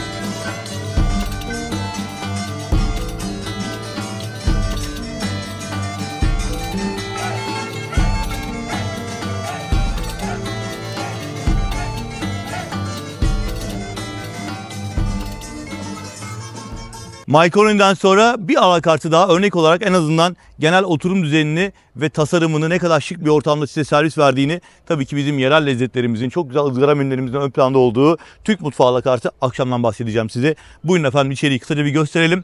Yetişebilirsem misafir gibi önce Pezzetta ve Zastia'yı da göstermek istiyorum size. Merhabalar, iyi akşamlar, merhabalar. Hemen tekrar edelim. Akşamda da yemek almak için asistan arkadaşlarımızdan veya aplikasyondan rezervasyon yapmamız yeterli. Konsept halinde hizmet veriyor. Aynen diğer 6 adet alakartta olduğu gibi burada da misafirlerimiz bu şık ortamda Türk mutfağının eşsiz lezzetlerinin tadına varabiliyorlar. Muazzam da bir ekip var. Burada gerçekten çok şık bir şekilde bizi karşılıyorlar. Merhaba. Baki var, merhaba. Ali var, selamlar. Merhabalar. Selamlar Şevket. Ortam ister içeride klimalı alanda, ister dışarıda, ki hava gerçekten çok güzel şu anda. Tamamen doğayla iç içe, çok keyifli bir ambiyansta. Ben akşamı çok beğendim ya. Macaroni mi akşam mı? Bence hepsi olabilir değil mi? Uzun süreli tatillerinizde bence hepsini mutlaka deneyimlemelisiniz. Ben akşamı çok beğendim. Buraya bir yeşil tik attığınızı biliyorum. Lütfen bu anlatımları, bu görüntüleri, bu bilgileri beğendiyseniz, akşam alakartı, akşam restoranı beğendiyseniz rezervasyon yapmak için bizi aramayı unutmayın. Tatil ekibi olarak Rixos Premium Börek rezervasyonunu memnuniyetle bekliyoruz. Lütfen bu isteğimizi geri çevirmeyin ve rezervasyon yaptırırken takdir hakkınızı tatil yılından yana kullanın. Aşağıda açıklamalar kısmında iletişim bilgilerimiz var. Şimdi yetişmeye çalışacağım ve size Zastia ile Pezzetta'yı göstermeye çalışacağım. İtalyan ve Asya mutfağı alakartlarını göstermeye çalışacağım. Buradaki ortamı zannediyorum ifade etmiş oldum. Buyurun devam edelim. Erken saatlerde Fransız sokağından geçerken burada 2 tane alakart restoran var demiştim size. Bir tanesi Piazzetta, bir de ise Zasya, yani İtalyan ve Asya mutfağı alakartları. Şimdi gündüz saatlerinde tabii merhabalar, iyi akşamlar. Merhabalar. Merhaba, kolay gelsin. Merhabalar, nasılsınız? Sağ olun, ben iyiyim. Sizler nasılsınız? Sağ olun, teşekkürler. Bu ne şıklık böyle? Sağ olun efendim, çok teşekkürler. Harika. Şimdi sabah erken saatte buradan geçerken henüz kapalıydı tabii. Şimdi Piazzetta'nın 2 özelliği var. İtalyan alakartı, İtalyan menüleri sunan bir alakart olması tabii ki ön planda. Burada birbirinden güzel lezzetleri tatmadan önce şunu da bilmenizi istiyorum. Gündüz saatlerini saat 14 ile 17 arasında misafirin burada gündüz menülerini konsept dahilinde rezervasyonsuz olarak alabiliyorlar. Yani biz videomuz içerisinde size All Day Dining People'dan bahsettik. Ana restorandan bahsettik. Bunun dışında yine Food Court'tan bahsettik ki enfes bir döner vardı orada. Gerçekten çok güzeldi. Ama bütün bunların alternatif olarak burada da yine saat 14 ile 17 arasında rezervasyonsuz ve ücretsiz hizmet alabiliyorsun. Akşam menüsü için saat 19 itibariyle sizlere sunulan hizmetle ilgili olarak da bir rezervasyon yapmanız yeterli olacaktır. Ve Piazzetta'nın şu anda iç alanındayım. Bir de terasını göstermek istiyorum. Buranın terasına bayılıyorum ben. Özellikle Carpaccio'suna bayılıyorum. Mart ayında geldiğimde bir Carpaccio ve kırmızı şarap deneyimlemiştim. Gerçekten muazzamdı. Buradaki ekibin konusunda uzman olduğu hakkında hiçbir endişeniz olmasın. Diğer alakartlarda olduğu gibi Piazzetta'ya da ben kefilim. Burada çok güzel pizza fırını var. Başlangıçlarımız hazırlanmış. Merhabalar, kolay gelsin. Gayet güzel. Başlangıçlar, iştah açıcılar. Misafirler geldiği zaman sunumlar yapılacak. İşte burası da Piazzetta'nın terası. Sizler bir İtalyan alakartı rezervasyonu yaptırdığınızda Rixos Premium Belek'te Piazzetta'da sizi bekleyen ortamı göstermek adına bu ana binanın ortasındaki dekoratif havuzla beraber çok şık bir ambiyans olduğunu da böylece ifade etmiş olduk. Hemen yan tarafta da Zasya var. Buradan Zasya'ya geçelim. Bir de Asya mutfağını gösterelim ve bu şekilde turumuzu tamamlamış olalım. Sokağında kaldırımdan yürüyorum. Sabah saatlerinde yine kapalı olduğu için gösteremediğim Zasya'nın da, yani Asya mutfağının da genel ambiyansını size göstermek üzere buradan bir giriş yapalım. Az önce Piazzetta'yı göstermiştim. Son olarak Zasya'yı da burada ifade etmek istiyorum. Merhabalar, kolay gelsin. Merhaba, kolay gelsin. İyi akşamlar, merhaba. İşte burası da Zasya Asya mutfağı. Uzak Doğu lezzetleri merak olan misafirlerimiz ya da damak zevkini geliştirmek isteyen misafirlerimiz buradaki sushi menülerinden, sashimi menülerinden veya artık kendi tercihinize göre özel merakınız var ise merhabalar, kolay gelsin. Tamamen burada taze olarak hazırlanan menülerden tercihlerini yapabilirler. Bu arada hemen bir ek bilgi yine burada anlatmak istiyorum. Zasya'nın teras kısmını gösterirken şu ana kadar 4 tane alakart restoran gösterdim size. Rixos Premium Belek'te. Bunların dışında 3 alakart restoranda The Land of Legends'ta sizleri bekliyor. Sizler Rixos Premium Belek tatili sırasında Land of Legends'a gittiğiniz zaman orada Ala Akşam, Asil ve Ava isimli Latin Amerika mutfağı, Türk mutfağı ve Orta Doğu mutfağı, bir de steak alakart olarak deneyimleyebileceğiniz menüleri tadabileceğinizi ve bunu rezervasyonlu olarak konsept içerisinde size sunulduğunda bir kez daha hatırlatalım ve bu bölümü sonlandıralım. Yemek sonrasında Rixos Premium Belek'te rengarenk ve eğlenceli dakikalar başlıyor ama önce çocuklar için. Rixos Club'ın profesyonel ekibinin programladığı birbirinden farklı aktiviteler her hafta ve her ay, hatta her gün değişen formatlarda sunuluyor. Mesela bugün Fairy Tale isimli bir aktivite vardı. Ben birazdan görüntü sizlerle paylaşacağım. Sanat ve eğlencenin bir araya getirildiği, çocukların hem güzel resimler çizdiği, sanatsal aktiviteler yaptığı, kısaca özetlemek gerekirse, ve eğlenceli yarışmalarla beraber akşamlarını çocuk diskosuyla sonlandırdıkları güzel rengarenk bir program. Kortejle başlıyor ve burada arkamda gördüğünüz karnaval alanında sona eriyor. Tabii ki bugünkü programa benzer farklı konseptli aktiviteler yine Rixos Premium Belek'te diğer tüm otellerinde olduğu gibi minik misafirleri bekliyor diyelim ve buradaki rengarenk eğlenceli görüntülerle sizleri baş başa bırakalım.